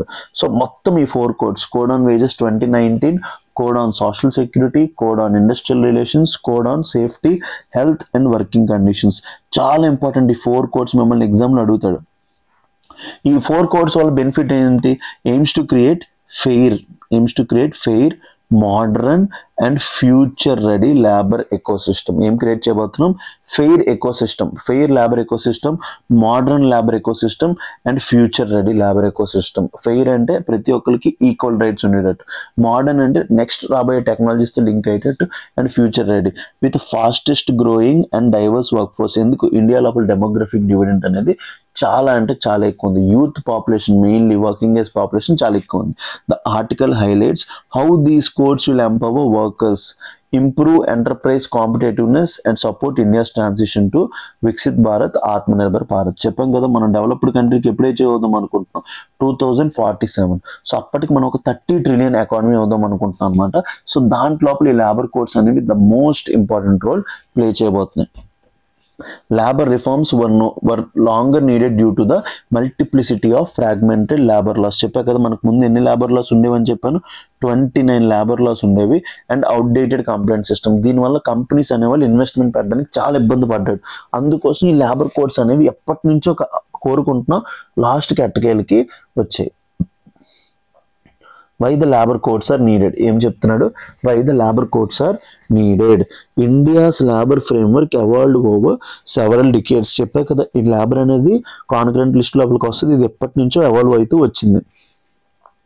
Resulting in multiple overlapping statues with different requirements. చెప్పా కదా మన ఇండియా లోపల ముందు ఎన్ని లేబర్ లాస్ ఉండేవి, 29 లేబర్ లాస్ ఉండేవి with one of the largest and youngest work force in the world. చెప్పా కదా మన ఇండియా లోపల డెమోగ్రఫిక్ డివిడెండ్ చాలా ఎక్కువ. Labour laws need simplification and consultation. So ఇలాంటి ఒక లేబర్ ఇంత జనాభా ఉన్నప్పుడు లేబర్ లాస్ అనేవి చాలా సింపుల్గా ఉండాలి. కష్టంగా ఉంటే ప్రాబ్లం ఏంటి, బిజినెసెస్ అనేవాళ్ళు ఇన్వెస్ట్మెంట్స్ పెట్టడానికి చాలా ఇబ్బంది పడతారు, ఎందుకంటే వాళ్ళ లేబర్తో డీల్ చేయాలి కాబట్టి. సో అందుకోసం మన యొక్క ఎకనామిక్ గ్రోత్ పొటెన్షియల్ని పెంచాలంటే లేబర్ లాస్ లోపల రిఫార్మ్స్ అవసరం. The second National Commission on Labor recommended merging laws into broader codes. మిమ్మల్ని అడగొచ్చు, మీరు ఆన్సర్ లోపల కూడా రాయొచ్చు, ఎవరి యొక్క రికమెండేషన్స్ మీద మీరు 4 లేబర్ కోడ్స్ తీసుకొచ్చారంటే second national commission on labour. చాలా అంటే చాలా important. Second national commission on labour has recommended this merging అనమాట. సో ఎక్స్టెంటివ్ కన్సల్టేషన్స్ ఎప్పటి నుంచి కన్సల్టేషన్ స్టార్ట్ చేశారు, 2015 నుంచి 2019 వరకు has led to these 4 comprehensive codes. Codes పేరు ఏంటి, code on wages, code on industrial relations, code on social security, code on health safety and working conditions. So major benefits ఈ reforms ఏం తీసుకొచ్చారు, first workforce that is large and young. మన workforce over 468 million workers with millions joining in future years. So మనకి ఎంతమంది workers ఉన్నారు, 468 million workers ఉన్నారు. ఈ data చాలా అంటే చాలా ఇంపార్టెంట్. ఎగ్జామ్ పర్స్పెక్టివ్లో మీరు మెయిన్స్ ఆన్సర్ రాసినప్పుడు ఈ డేటాను మీరు ఎక్కడ పడితే అక్కడ కోడ్ చేయాలి. మన ఇండియా లోపల ఎంతమంది వర్కర్స్ ఉన్నారు, over 468 million workers with millions joining in future years. Between 2017-18 to 2023-24 ఎన్ని జాబ్స్ క్రియేట్ అయ్యాయి, 16.83 crore న్యూ జాబ్స్ క్రియేటెడ్. మన ఇండియా పాపులేషన్ అంతా 140 crore ఎన్ని జాబ్స్ క్రియేట్ చేస్తాం ఈ కంప్లీట్ 6 yearsలో 16.83 జాబ్స్ బీజేపీ గవర్నమెంట్ ఉన్నప్పుడు. అన్ఎంప్లాయ్మెంట్ రేట్ ముందు ఎంత ఉన్నది 6, ఎంత తగ్గించాం, present unemployment rate 3.2 and formal employment increased significantly. So ఇక్కడ ఒక పదం వాడాడు, formal employment. Formal employment, informal employment రెండు ఉంటాయి. ఫార్మల్ ఎంప్లాయ్మెంట్లో సోషల్ సెక్యూరిటీ బెనిఫిట్స్ ఉంటాయి, ఇన్ఫార్మల్ ఎంప్లాయ్మెంట్లో సోషల్ సెక్యూరిటీ బెనిఫిట్స్ ఉండవు. So formal employment is better employment than informal employment. So formal employment పెరుగుతుంది. ఈ 6 years లోపల మనం 16.38 crore జాబ్స్ క్రియేట్ చేసాం. Next unemployment rate 6 to 3.2% decrease అయింది. చాలా అంటే చాలా ఇంపార్టెంట్. ఇలాంటి డేటాస్ని మనం ఎగ్జామ్ మెయిన్స్ ఆన్సర్ రైటింగ్ లోపల కోడ్ చేసుకోవాలి. ఎన్ని జాబ్స్ క్రియేట్ చేసాం, 16.83 crore జాబ్స్ క్రియేట్ చేస్తే అన్ఎంప్లాయ్మెంట్ రేట్ ఎంత తగ్గింది, 6 to 3.2% తగ్గింది. నేను ఎందుకు 2-3 times ఈ పదాలు రీట్రేట్ చేస్తున్నానంటే మీ మెయిన్ లోపల స్ట్రక్ ఇన్ అయిపోద్ది. So the codes respond to this demographic strength. ఏదైతే మన డెమోగ్రఫిక్ స్ట్రెంత్ ఉందో దానికి ఈ కోడ్స్ అనేవి స్ట్రెంత్ అవుతాయి అనమాట. Stronger and more consistent protections ఏముండబోతున్నాయి ఈ కోర్స్ లోపల, stronger and more consistent protections. మెయిన్గా ఏంటి, యూనివర్సల్ మినిమం వేజెస్ ప్రతి ఒక్కరికి కూడా మినిమం వేజ్ రావాలి. నేషనల్ ఫ్లోర్ వేజ్ క్రియేట్ చేయబోతున్నాం. State to state minimum wages మారిపోతున్నాయి కాబట్టి ప్రతి స్టేట్ లోపల కూడా సేమ్ వేజ్ ఉండేటట్టు, మినిమం వేజ్ ఉండేటట్టు నేషనల్ ఫ్లోర్ వేజ్ తీసుకురాబోతున్నాం. టైమ్లీ పేమెంట్ ఆఫ్ వేజెస్, వాళ్ళకి ఏదైతే శాలరీ ఉంటుందో అది టైమ్లీ పే చేయాలి. ఎందుకంటే నేను చాలా కేసెస్ చూస్తున్నాను, పని చేయించుకున్న తర్వాత జాబ్ లోపల పేమెంట్ డిలే చేస్తూ ఉంటారు అనమాట. దీనివల్ల వాళ్ళ యొక్క ఎకనామిక్ కండిషన్, వాళ్ళ యొక్క సోషల్ కండిషన్ చాలా ఇంపాక్ట్ అవుతూ ఉంటుంది. రీసెంట్ ఎగ్జాంపుల్ ఏంటంటే మా వాళ్ళ ఫ్రెండ్కి 6 months జాబ్ చేయించుకున్నారంటే, జాబ్ చేయించుకున్న తర్వాత ఇప్పుడు ఏమో మేము అంత కట్టుకోలేము, మా దగ్గర కంపెనీ ఎత్తేసాం ఇలా అంటున్నారంట. ఈ అబ్బాయి 6 months జాబ్ చేస్తాడు. ఈ అబ్బాయి పరిస్థితి ఏంటి ఇప్పుడు, సో అందుకోసం ఈ కోడ్ ఆన్ వేజెస్ అయితే దేని మీద ఫోకస్ చేయబోతుంది, ఫస్ట్ యూనివర్సల్ మినిమం వేజెస్ మీద, ఇంకా నేషనల్ ఫ్లోర్ వేజ్, ప్రతి స్టేట్ లోపల కూడా సేమ్ వేజ్ ఉండేటట్టు. Second, timely payment of wages. Third, clear rules on working hours including the 48-hour week. India లోపల ఎన్ని hours of everyday, 8 hours of work. 8 5s are 40, 8 6s are 48. So everyday 8 hours work, 8 into 6 days, 48 hours of work ఉండాలి. ఇంకా దానికన్నా extra చేయించుకుంటే ఏం pay చేయాలి, వాళ్ళకి extra remuneration pay చేయాలన్నమాట. Clear rules on working hours, ప్రతి ఒక్కరికి ఇన్ని 8 hours మించి పని చేయించకూడదు. And next, stronger safety committees, preventive health checkups and upgraded workplace స్టాండర్డ్స్ని పెంచాలి. అన్నీ కూడా ఇందులో ఫోకస్ ఉండిపోతున్నాయి. And next, emphasis on well being and productivity, మెయిన్గా వర్కర్ యొక్క వెల్ బీయింగ్ మీద, ప్రొడక్టివిటీ మీద ఫోకస్ చేయబోతున్నారు. ఫస్ట్ మినిమం వేజ్ ప్రొవైడ్ చేయబోతున్నారు, national floor wage. Next, maximum 48-hour week అనమాట, డైలీ 8 hours ఆఫ్ పని అయ్యేటట్టు. థర్డ్, సేఫ్టీ మీద ఎక్కువ ఫోకస్ చేయబోతున్నారు. Fourth, emphasis on well being and security. Next, social security అంటే ఈ పిఎఫ్, ఈ బెనిఫిట్స్ ఉంటాయి కదా, వీటిని ఏమంటాం మనం, సోషల్ సెక్యూరిటీ అంటాం అనమాట. Coverage wide and beyond organised workers. ముందు social security only organised workers ఉండేది, ఇప్పుడు అందరికీ కూడా. ఫస్ట్ గిగ్ వర్కర్స్ తెలుసు కదా, ఈ మధ్య స్విగ్గీ, జొమాటో వీళ్ళందరినీ ఏమంటాం, గిగ్ అన్న. ఇప్పుడు నేనున్నా కదా, నేను కూడా గిగ్ వర్కర్. సో ఇప్పుడు నాకు కావాలంటే 3-4 ఇన్స్టిట్యూట్ లోపల చెప్పుకోవచ్చు. నేను ఏం అమ్ముకుంటున్నా, ఇక్కడ స్కిల్ అమ్ముకుంటున్నాను అనమాట. మాకంటూ సింగిల్ ఇన్స్టిట్యూట్ ఉండదు. సో నేను డిఫరెంట్ ఇన్స్టిట్యూషన్స్ లోపల చెప్పుకోవచ్చు. దాన్ని ఏమంటారు మీరు, గిగ్ అంటారు. నెక్స్ట్, ప్లాట్ఫామ్ వర్కర్స్ అంటే ఒక ప్లాట్ఫామ్ తో లింక్ అయిపోయి ఉంటారు. ఇప్పుడు స్విగ్గీ లోపల పనిచేస్తున్నాడు, స్విగ్గీ లోపల ప్లాట్ఫామ్ వర్కర్. జొమాటో లోపల పనిచేస్తున్నాడు, జొమాటో లోపల ప్లాట్ఫామ్ వర్కర్. ఓలా లోపల పనిచేస్తున్నాడు, ఓలా లోపల platform worker. And unorganised workers, వీళ్ళందరికీ కూడా ఇప్పుడు సోషల్ సెక్యూరిటీ బెనిఫిట్స్ ని ఎక్స్ప్లెయిన్ చేయబోతున్నారు అనమాట, వైడెన్ చేయబోతున్నారు. Next, align with India's growing digital and gig economy. Next, మనం ఏదైతే డిజిటల్ ఎకానమీ, గిగ్ ఎకానమీ అంటున్నాం, దాంతో లింక్ అయిపోయింది అనమాట. ఏమేమి ఇంట్రడ్యూస్ చేయబోతుంది, universal employment state insurance coverage. ఏంటి, universal employer state insurance coverage depending on geographical feasibilities, and universal employee provident fund coverage, national social security fund for various worker categories. ఒక fund create చేయబోతుంది, దాని పేరేంటి, national social security fund. ఆ fund పేరేంటి, national social security fund అనేది create చేయబోతుంది అనమాట. Simplification of companies గురించి ఏంటి, single registration and single licence. కంపెనీస్కి ఇప్పుడు ఏమవుతున్నారు, ఒకటే రిజిస్ట్రేషన్, ఒకటే licence. Single return system significantly reduces complaints burden. ఇప్పుడు కంపెనీస్ అనేవి డిఫరెంట్ రిటర్న్స్ ఫైల్ చేయని అవసరం లేదు, ఒకటే రిటర్న్ ఫైల్ చేయాలి. Third, clarity introduced across wage related definitions మీద కూడా క్లారిటీ తీసుకొచ్చారు. Enables digital processes. ఇప్పుడు ఏదైతే మన డిజిటల్ అకౌంట్ మనం digital processes, promoting transparency and tech based compliance. ఇదన్నీ కూడా ఎవరికి, ఫోర్త్ రిఫార్మ్ అంతా కూడా కంపెనీస్ కి. Fifth reform, boost for women in the work force. Female labour force participation ఇప్పుడు ఎంత ఉంది, 32.8% ఉంది. ఇంటర్నేషనల్ లేబర్ ఆర్గనైజేషన్ ప్రకారం ఇప్పుడు female labour force participation rate ఎంత, 32. మనం 2035 టార్గెట్ అంతా 35. 2035 టార్గెట్ అంతా 35% LFPR వెళ్ళాలన్నమాట. సో దీని గురించి ఏం చేయబోతుంది, రీఎన్ఫోర్స్డ్ ఈక్వల్ రెమ్యునరేషన్. ఉమెన్ కి మెన్ కి ఏముండాలి, ఈక్వల్ శాలరీ ఉండాలి. Next, stronger maternity benefits. ఎక్కువగా ఉమెన్ కి మెటర్నిటీ బెనిఫిట్స్ లేకపోవడం వల్ల, చాలా మందికి జాబ్స్ ఉండడం వల్ల చాలా ఇబ్బంది పడుతుంటారు, వాళ్ళకి మెటర్నిటీ బెనిఫిట్స్ ఇవ్వబోతున్నారు. Protection extended to gig platform and unorganised vectors, వాళ్ళకి కూడా ప్రమోట్ చేయబోతున్నారు, చదువుకున్నాం. Fourth, women can work at night with the consent and adequate safety measures. ఇప్పుడు వాళ్ళకి నైట్ కూడా పనిచేసేటట్టు సేఫ్టీ మెజర్స్ ఉండేటట్టు చూస్తున్నారు అనమాట. So these widens opportunities across various sectors. Night time కూడా వాళ్ళకి పనిచేసే ఛాన్స్ ఉంటుంది కాబట్టి వాళ్ళు ఓన్లీ సర్వీస్ సెక్టర్ కాకుండా ఇండస్ట్రియల్ సెక్టర్ లోపల కూడా పనిచేయగలరు. Preparing for the future of the work. Indian labour market is rapidly diversifying. చెప్తున్నా కదా, ఒకప్పుడు స్విగ్గీ, జొమాటో అలాంటివి తెలియదు. So gig and platform work పెరుగుతుంది. Hybrid and flexible work models. Hybrid work model అంటే కొన్ని రోజులు మీరు ఇంట్లో పని చేస్తారు, కొన్ని రోజులు ఆఫీస్కి వెళ్ళి పని చేస్తారు. అండ్ ఫ్లెక్సిబుల్ వర్క్ కండిషన్స్ అంటే మీరు ఇంట్లో నుంచి డైరెక్ట్ పని చేస్తారు. ఇలాంటివి ఎవాల్వ్ అవుతున్నాయి. ముందు ప్రతి ఒక్కరు కూడా ఆఫీస్కి వెళ్ళేవారు. And digital enabled employment. ఇప్పుడు మన దగ్గర ఓన్లీ ల్యాప్టాప్ ఏదో ఫోనో ఉంటే దాంతోపాటు చేసుకోవచ్చు. ఇప్పుడు నేనే ఉన్నా, ఇప్పుడు ఇన్స్టిట్యూట్కి వచ్చి క్లాస్ చెప్పానంటే నేను ఇప్పుడు ఇంట్లో నుంచి కూడా క్లాస్ చెప్పేస్తున్నాను. దీన్ని ఏమంటాం, హైబ్రిడ్ వర్క్ మోడల్స్ అంటాం అనమాట. The codes help India transition to new economy. ఏం ఆఫర్ చేయబోతుంది? Greater mobility of labour. ఇక్కడ ఒక పదం మాట్లాడు, ఏమన్నాడు? గ్రేటర్ మొబిలిటీ ఆఫ్ లేబర్ అంటే సోషల్ స్టాండర్డ్స్. ఎవరి దగ్గర అయితే కొంచెం బాగా ఎర్న్ చేసుకుంటాడో వాడి యొక్క సోషల్ స్టేటస్ అనేది పెరుగుతుంది. Clear rules and wider social protection. ప్రతి ఒక్కరికి కూడా ఇప్పుడు మనం ప్రొటెక్షన్ ఇవ్వడానికి చేయబోతున్నాం. అందుకే సోషల్ సెక్యూరిటీ ఫండ్ కూడా క్రియేట్ చేయబోతున్నాం. Balance between worker protection and enterprise needs. So ఇప్పుడు మెయిన్గా వర్కర్స్ని ప్రొటెక్ట్ చేయబోతున్నాం, యాజ్ వెల్ as కంపెనీస్ని కూడా ప్రొటెక్ట్ చేయబోతున్నాం. సో దాని గురించి చూడండి. Article stresses the importance of considering the demands of competitive business environment. దేని మీద చూసుకోబోతున్నాం? Considering the demand for competitive business environment. అప్పుడే తక్కువ ప్రైజ్కి మనం గూడ్స్ తయారు చేసి ఎక్స్పోర్ట్ చేయగలం.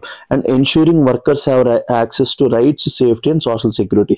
ఒకవైపు కంపెనీస్ గురించి చూడండి, considering the demands of competitive business environment. ఇది కంపెనీస్కి కావాలి.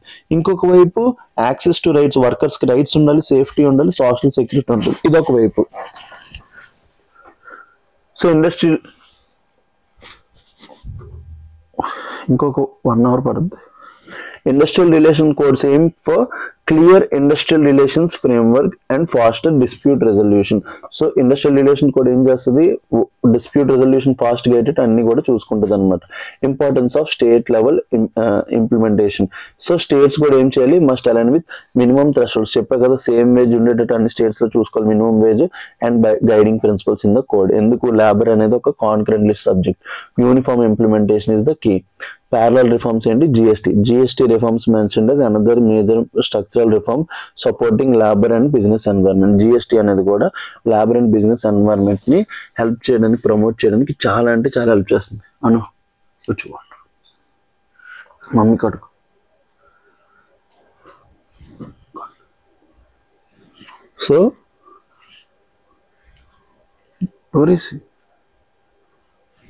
సో ఆ పర్స్పెక్టివ్లో చాలా అంటే చాలా ఇంపార్టెంట్. సెకండ్ ఆర్టికల్ చూసారు కదా, చాలా బాగా నోట్స్ చేసుకోండి. మన లేబర్ కోడ్స్, ఢిల్లీ పొల్యూషన్ మీద నెక్స్ట్ ఇయర్ మెయిన్స్ లోపల క్వశ్చన్ వచ్చే ఛాన్స్ 100% ఉంది. 100% నేనైతే ఎక్స్పెక్ట్ చేస్తున్నాను. నేను ఎప్పుడు కూడా నాకు ఎప్పుడైనా హంచ్ కొట్టిందంటే ఆ ఇయర్ నెక్స్ట్ ఇయర్ యూపీఎస్సీ లోపల వచ్చేస్తుంది. నాకైతే ఈసారి హంచ్ ఇదే ఇస్తుంది అనమాట. సో ప్లీజ్ ప్రతి ఒక్కరు కూడా ఈ 2 ఆర్టికల్స్ని ఇప్పుడే చదువుకొని ఈ 2 క్వశ్చన్స్ని ఆన్సర్ చేయండి. క్వశ్చన్ చూద్దాం నేను. Labour codes aim to balance work protection with economic competitiveness. మీదే చెప్పే కదా, ఒకవైపు వర్కర్స్కి ప్రొటెక్షన్ చేయబోతున్నారు, వాళ్ళ యొక్క రైట్స్, వాళ్ళ యొక్క సేఫ్టీ, వాళ్ళ యొక్క హెల్త్. ఇంకొక వైపు ఎకనామిక్ కాంపిటేటివ్నెస్ పెంచబోతున్నారు. సింగిల్ రిజిస్ట్రేషన్ సిస్టమ్స్ అన్ని కూడా చెప్పే కదా. Critically analyse this statement in the context of India's modernising labour ecosystem. మన యొక్క లేబర్ ఎకోసిస్టమ్ ఈ 6 years లోపల 16 crore జాబ్స్ క్రియేట్ అయ్యాయి. సో ఇండియా లోపల ఎంత వర్క్ ఫోర్స్ ఉండబోతుంది అన్ని చెప్పే కదా, నెంబర్స్ని మెన్షన్ చేయండి. థర్డ్, మన 53rd chief justice of India ఏం చెప్పారు? ఆన్లైన్ లోపల కంటెంట్ని రెగ్యులేట్ చేయాలి. ఆన్లైన్ లోపల కంటెంట్ని ఏం చేయాలి? రెగ్యులేట్ చేయాలి. సో ఆ perspective article. Supreme court direction. Supreme court asked the ministry of information and broadcasting. A ministry? Information and broadcasting. ఎందుకు? ఆన్లైన్ లోపల పెట్టే ఇన్ఫర్మేషన్ గురించి ఎవరు చూసుకుంటారు?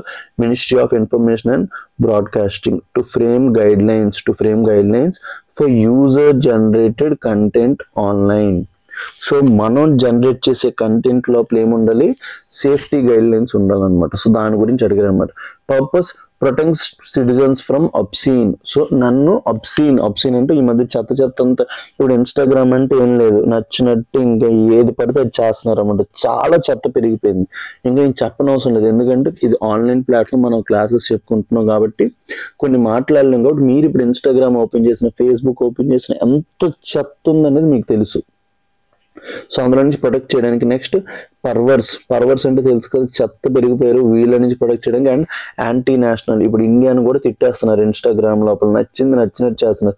Are personally damaging online content. కావాలని ఒక పర్సన్ తిట్టినట్టు వీడియో చేయడం, ఆ పర్సన్ మాక్ చేసినట్టు వీడియో చేయడం, ఇవన్నీ ఏంటి? ఇవన్నీ కూడా ఇప్పుడు ఇంటర్నెట్ లోపల ఉన్న థ్రెట్స్ అన్నమాట. Proposed for an independent authority. ఇవన్నిటిని రెగ్యులేట్ చేయాలంటే ఒకే అథారిటీ కావాలంట, ఒక ఇండిపెండెంట్ అథారిటీ కావాలని చెప్తున్నాను. Supreme Court suggested an impartial and autonomous body to vet prime facie permissible content, ఏదైతే పర్మిసిబుల్ కంటెంట్ ఉందో దాన్నే వెళ్ళాలి, మిగతా అన్నిటిని కూడా ఆపేయాలి అని చెప్పడానికి. This body should not be controlled by the government are the private broadcasters. So ఈ ఇండిపెండెంట్ అథారిటీని గవర్నమెంట్ కంట్రోల్ చేయకూడదు, ప్రైవేట్ బ్రాడ్కాస్టర్స్ కూడా కంట్రోల్ చేయకూడదు, అదొక ఇండిపెండెంట్ అథారిటీ అయిపోయి ఉండాలన్నమాట. సో లేకపోతే కంటెంట్ చాలా దారుణం తీస్తుంది. Concerns highlighted by the court ఏం చెప్తుంది, millions of users become victims before harmful posts are taken down. ఇప్పుడు నా గురించి మీరు తిడుతూ ఒక వీడియో చేశారు, ఆ వీడియోని తీసేశారు 2 days తర్వాత, బట్ అప్పటి లోపలికి నాకు జరగాల్సిన హామ్ అనేది జరిగిపోతుంది. Next take down takes at least 24 hours. ఒక వీడియో పోస్ట్ చేసిన తర్వాత తీయడానికి 24 hours పడుతుంది. By which time damage is complete. ఆ టైం లోపల డ్యామేజ్ అనేది ఏమైపోతుంది, కంప్లీట్ గా జరిగిపోతుంది. Third, social media is borderless, content spreads with in seconds. ఏదైతే కంటెంట్ ఉందో విత్ ఇన్ సెకండ్స్, ఇప్పుడు నా ఇన్స్టాగ్రామ్ లో ఏదో ఓపెన్ చేసి ఎవరినో తిట్టాను అనుకోండి మినిస్టర్, విత్ ఇన్ సెకండ్స్ వెళ్ళిపోద్ది. సో ఆధార్, సుప్రీంకోర్టు ఏం చెప్పిందంటే Aadhaar based age check suggestion. So ఇప్పుడు నన్ను అడుగుతుంది, ఇప్పుడు ఇన్స్టాగ్రామ్ ఓపెన్ చేయగానే అడుగుతుంది ఏంటంటే are you under 18 or above 18 అంటుంది. నేను ఏది నొక్కితే అది యాక్సెప్ట్ చేసేస్తుంది. సో అలాంటి రెగ్యులేషన్స్ వల్ల ప్రతి ఒక్కరు కూడా అకౌంట్ ఓపెన్ చేస్తుంది. ఇప్పుడు 6th class పిల్లలకు కూడా తెలుసు ఫోన్ ఎట్లా యూజ్ చేయాలో, మనకంటే బాగా వాళ్ళకి ఎట్లా యూజ్ చేయాలో తెలుసు. ఎందుకంటే మీ ఇంట్లో లోపల మీ మేనకోడలు కానీ మీ బాబాయ్ వాళ్ళ పిల్లలు కానీ చూస్తుంటే వాళ్ళు మనకంటే బాగా తెలివైన వాళ్ళు, అక్వైంటెన్స్ ఉన్నవాళ్ళు. ఇప్పుడు మీరంటే యూపీఎస్సీ ప్రిపేర్ అవుతున్నారు, అన్ని చేస్తున్నారు, వాటి గురించి పట్టించుకోరు, బట్ వాళ్ళంతా ఇదే పని మీద ఉంటారు అనమాట. So Supreme Court noted online adult content warning are ineffective. చెప్తున్నా కదా అడల్ట్ కంటెంట్ ఉంది కదా, ఈ మధ్య ఈ వ్యాపారం పెరిగిపోయింది కదా, సో దీన్ని ఆపడానికి ఆ 18+ కాదని అడగడానికి పెద్ద రెగ్యులేషన్ అనేది లేదు. Next, suggested use of Aadhaar details to verify యూజరేజ్. సో దేన్ని ఆధార్ని కనెక్ట్ చేయమంటున్నారు. సో నువ్వు 18+ అంటే గివ్ యువర్ ఆధార్ డీటెయిల్స్, అప్పుడే అది చెప్పుకుంటుంది. నువ్వు less than 18 అనుకో, ఆధార్ డీటెయిల్స్ ఇచ్చావు అనుకో, నువ్వు less than 18 అయితే నేను అలౌ చేయదు. దాంతోపాటు సుప్రీంకోర్టు ఏం చెప్పిందంటే మనకి article 19 is a fundamental right. Fundamental right లో ఆర్టికల్ 19 ఏం చెప్తుంది, 19(1) ఏం చెప్తుంది, freedom of speech and expression. Supreme court set guide line should not interfere with free speech under article 19(1)A. దాంట్లో లోపల ఫ్రీ స్పీచ్ ఏదైతే ఉందో దాంతో రెస్ట్రిక్ట్ చేయకూడదు, బట్ ఫ్రీ స్పీచ్ కూడా ఏముంటాయి, రీజనబుల్ రెస్ట్రిక్షన్స్ ఉంటాయి 19 sub-clause 2. సో రీజనబుల్ రెస్ట్రిక్షన్స్ ఎక్కడ ఉంటే 19 sub-clause 2 లోపల ఉంటాయి అన్నమాట. అడిషనల్ జ్యుడిషియల్ కన్సర్న్స్ ఏంటి, terms like anti national may be vague observation from advocates. Advocates ఏం చెప్తున్నారు, యాంటీ నేషనల్ అనే టర్మ్ అనేది వేగ్ టర్మ్. మీ దృష్టిలో యాంటీ నేషనల్ అనేది నా దృష్టి లోపల గవర్నమెంట్ మీద డిసెంట్ అయి ఉండొచ్చు. అందుకోసం preventive mechanism should not become pre censorship. Pre censorship అంటే నేను నిజంగా నేను చేసే కంటెంట్ మంచి కంటెంటే, బట్ నా దాని మీద యాంటీ నేషనల్ అని ఒక ట్యాగ్ వేసి ఆపేయడం అనేది చేయకూడదు. సో నా ఫస్ట్ కంటెంట్ పోస్ట్ అయ్యాక అది అబ్యూజివ్ అయితే విత్ ఇన్ సెకండ్స్ లోపల ఆపడానికి ట్రై చేయాలి. కానీ మీరు ఒక సెక్షన్ ఆఫ్ కంటెంట్ నాపేద్దాం అనుకుంటున్నారు, గవర్నమెంట్ ఎగ్నెస్ట్ ఒక రెటోరిక్ నాపేద్దాం అనుకుంటున్నారంటే మాత్రం అలా ప్రీ సెన్సార్షిప్ మాత్రం చేయకుండా చూసుకోవాలని చెప్పారనమాట. సో దీని బేస్ మీద ఒక ప్రిలిమ్స్ క్వశ్చన్ ఉంది, రెండు చేద్దాం.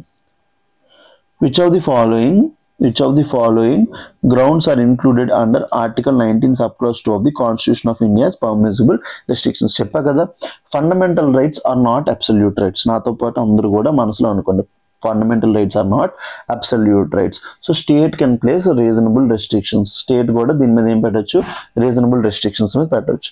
అలాగే 19(1) లోపల freedom of speech and expression కూడా 6 రీజనబుల్ రెస్ట్రిక్షన్స్ ఉన్నాయి. ఎన్ని గ్రౌండ్స్ ఆఫ్ రీజనబుల్ రెస్ట్రిక్షన్స్ ఉన్నాయి, 6. సో అందులోపల ఒక క్వశ్చన్ ఇచ్చాడు, అందులోపల ఏమేమి ఉంటాయండి, security of state, contempt of court, public order, effective administration అనేది రీజనబుల్ రెస్ట్రిక్షన్ కాదు. సో ఆన్సర్ ఏమవుతుంది, 1, 2, 3. 1, 2, 3 ఎక్కడ ఉంది, సెకండ్ స్టేట్మెంట్లో ఉంది. So answer to this question is B. చెప్తున్నా కదా, క్వశ్చన్స్ని చాలా అంటే చాలా నీట్గా సటిల్గా హ్యాండిల్ చేయాలి. ప్రిలిమ్స్ లోపల చాలా డెప్త్ నాలెడ్జ్ హాకీష్ అయితే ఉంటే తప్ప మనం ప్రిలిమ్స్ క్వాలిఫై అవ్వడం కష్టం. ఎందుకంటే కట్ ఆఫ్స్ పెరిగిపోతున్నాయి, ప్రతి ఒక్కరు తెలివైనవాడు అయిపోతున్నాడు. సో మనం ఇంకా ఎక్స్ట్రా కాషియస్గా ఉండాలి. So before going to our next article, APPSC group 2. ఇప్పటి వరకు గ్రూప్స్ గురించి మన స్టేట్లో ఒక మంచి ఇన్స్టిట్యూట్ లేదు. సో గ్రూప్స్ గురించి ఒక మంచి ఇన్స్టిట్యూట్ మనం ప్రొవైడ్ చేద్దాం అనుకుంటున్నాం, both Telugu medium English medium with reasonable price. మీకు ఎవరైతే యూపీఎస్సీ ఫ్యాకల్టీ ఉన్నారో వాళ్ళతోనే చెప్పించడానికి ట్రై చేస్తున్నారు సార్. ఇంత మంచి రిఫార్మ్ సురేష్ సార్ తేడానికి ట్రై చేస్తున్నారు, that to with lifetime validity. I request, my humble request ఏంటంటే please consider LTX. Next international monetary fund gives C grade for Indian national account statistics. International monetary fund ఏమి ఇచ్చింది మనకి? C grade ఇచ్చింది for India's national account statistics. మన national account స్టాటిస్టిక్స్కి C grade ఇచ్చింది. చూద్దాం రండి. IMF's annual review has given India's national account statistics GDP GVA ఉంటాయి కదా, అకౌంట్ స్టాటిస్టిక్స్కి ఏమి ఇచ్చింది? C grade, second lowest grading. ఇందులో 4 గ్రేడ్స్ ఉంటాయి, A B C D. D అంటే వర్స్ట్, A అంటే బెస్ట్. A అంటే ఏంటి? బెస్ట్. D అంటే వర్స్ట్. మనకి ఏమొచ్చింది? సెకండ్ వర్స్ట్ వచ్చింది, సి వచ్చింది అనమాట. అంటే మన యొక్క ఏవైతే నేషనల్ అకౌంట్ స్టాటిస్టిక్స్ ఉన్నాయో, జీడిపి జీవే మెజర్మెంట్స్ ఉన్నాయో అవన్నీ కరెక్ట్గా లేదు. What does C grade mean? What does C grade mean as per IMF? Data have some shortcomings that somewhat hamper surveillance.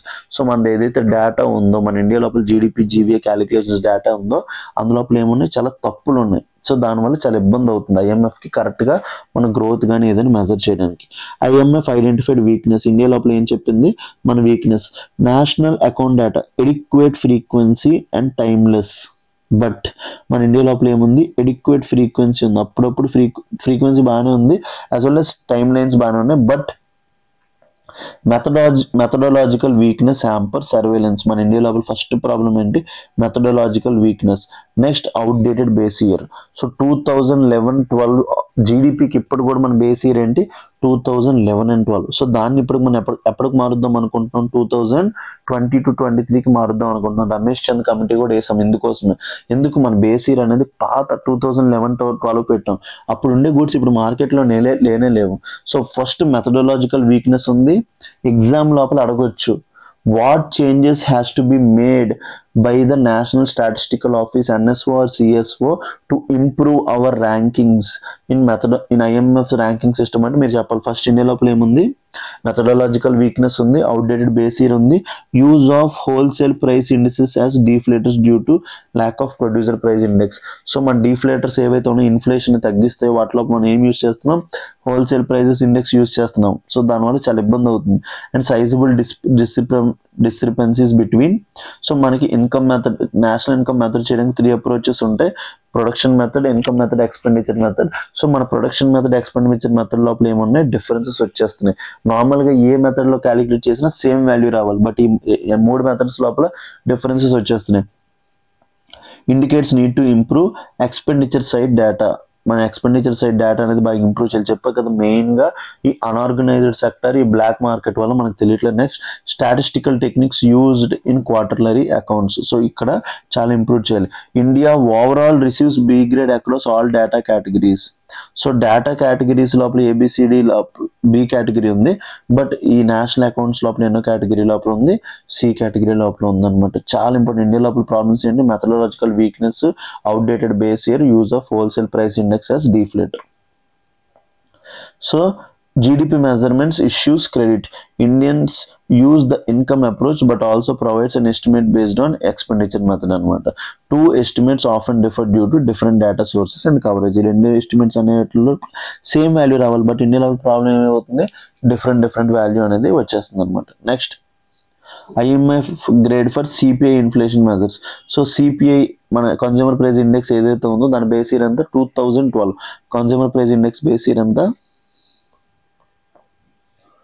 2012 base year. So దానికి ఏ grade ఇచ్చారు? B. Some shortcomings but broadly adequate for surveillance. మన consumer price ఇండెక్స్కి మాత్రం best ఇచ్చారు. National income accounting మన జీడిపికి మాత్రం C grade ఇచ్చారు, బాగా వర్స్ట్ ఇచ్చారు. రీజన్స్ ఏంటి? Outdated CPI base year. CPI base year చాలా తప్పు ఇచ్చారు. 2012 CPI బేస్ ఇయర్ యొక్క 2012. WPI base year 2011 and 12. అప్పుడప్పుడు పేపర్స్లో కూడా తప్పులు ఉంటాయి, సో అందుకే రీసెర్చ్ చేసుకోవాలి. CPI బేస్ ఇయర్ అంతా 2012, WPI బేస్ ఇయర్ అంతా 2011 and 12. Items basket and weight was also from 2000. అప్పటి నుంచే ఉందన్నమాట. CPMA fail to accurately represent the current consumption pattern. ఎందుకంటే ఇప్పుడుండే థార్ వెహికల్ అనేది అప్పుడు థార్ లేదు, ఇప్పుడుండే iPhone 17 అప్పుడు లేదు. సో అందుకోసం చాలా ఇబ్బంది అవ్వచ్చు. So which of the following statements is or are correct? Which of the following statements is or are correct regarding the statistical grading by international institutions such as IMF? Countries may be graded on the quality of national accounts data using categories such as ABCD. So ABCD ని use చేసి చేస్తాం కదా.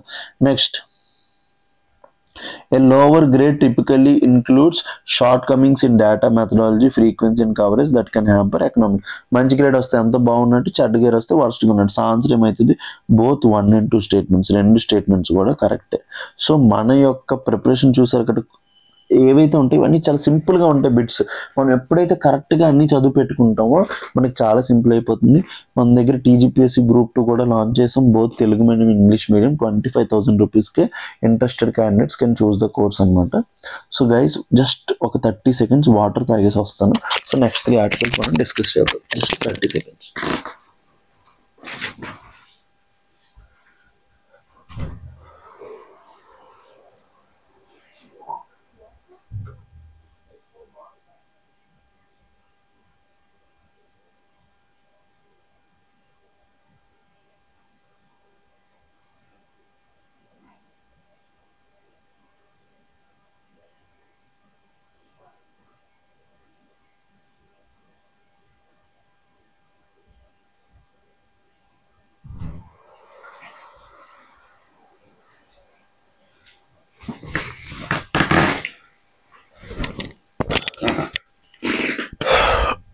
Okay guys, కంటిన్యూస్గా classes చెప్పడం అంటే టాస్కే, కొంచెం అందుకే వాటర్ తాగడానికి వెళ్ళాను, సారీ.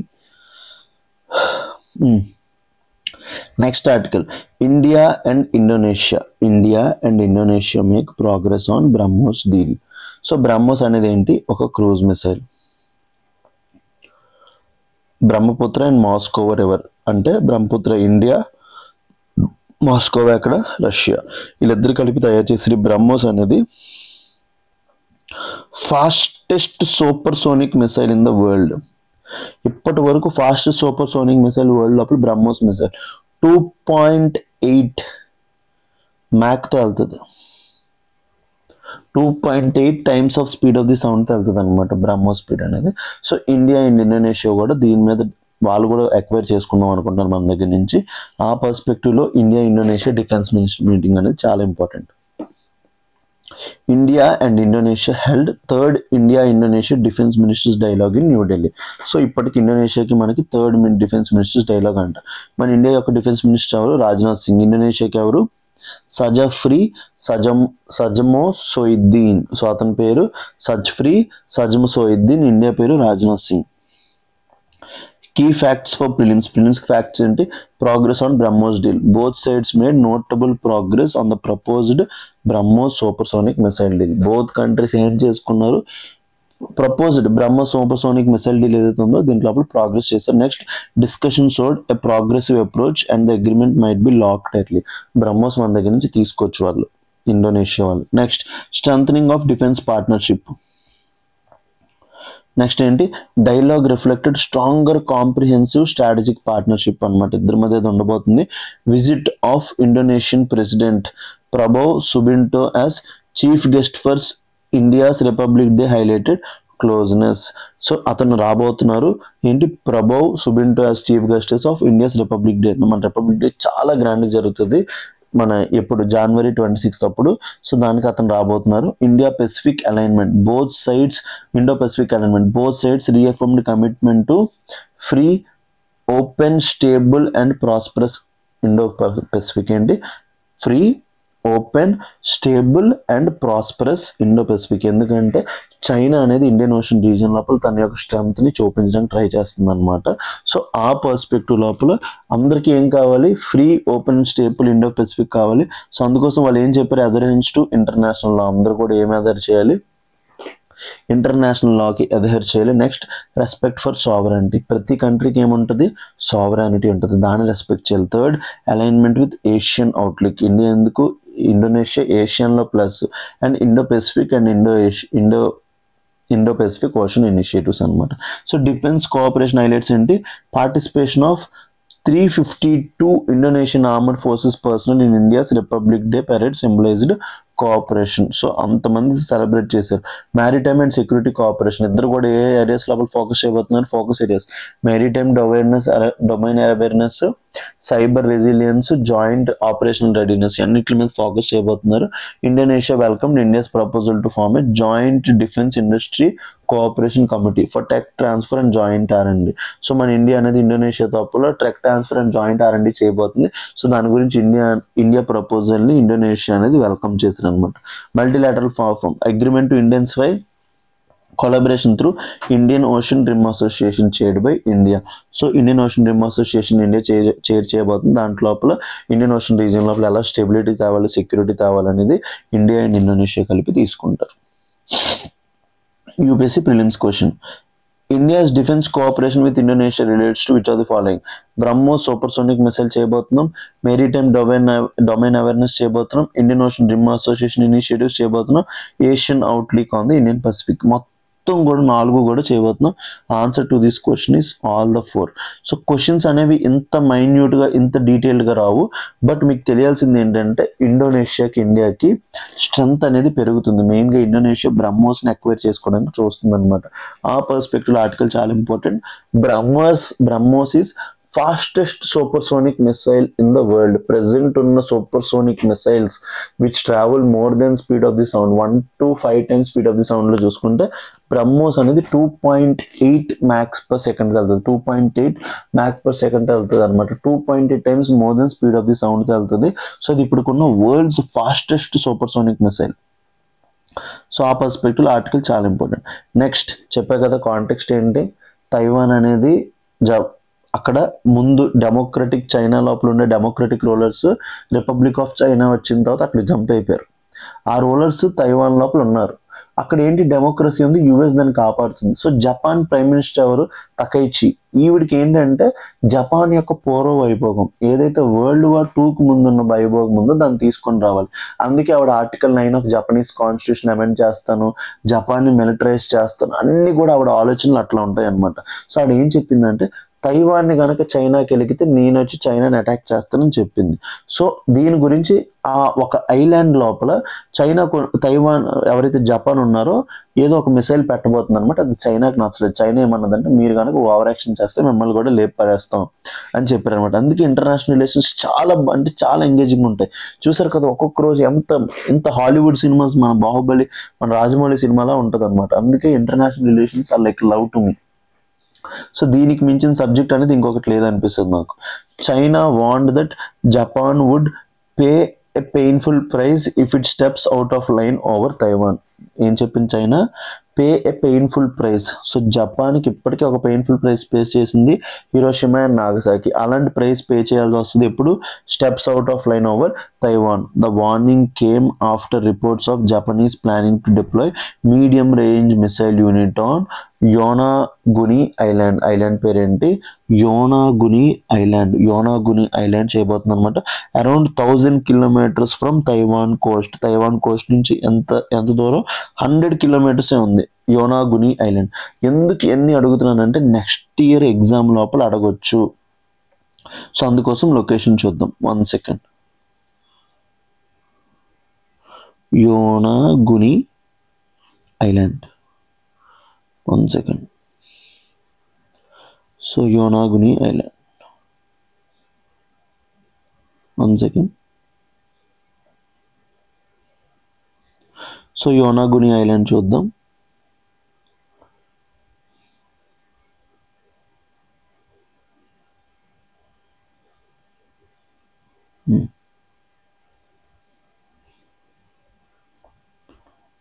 చూసారు కదా, ఇక్కడ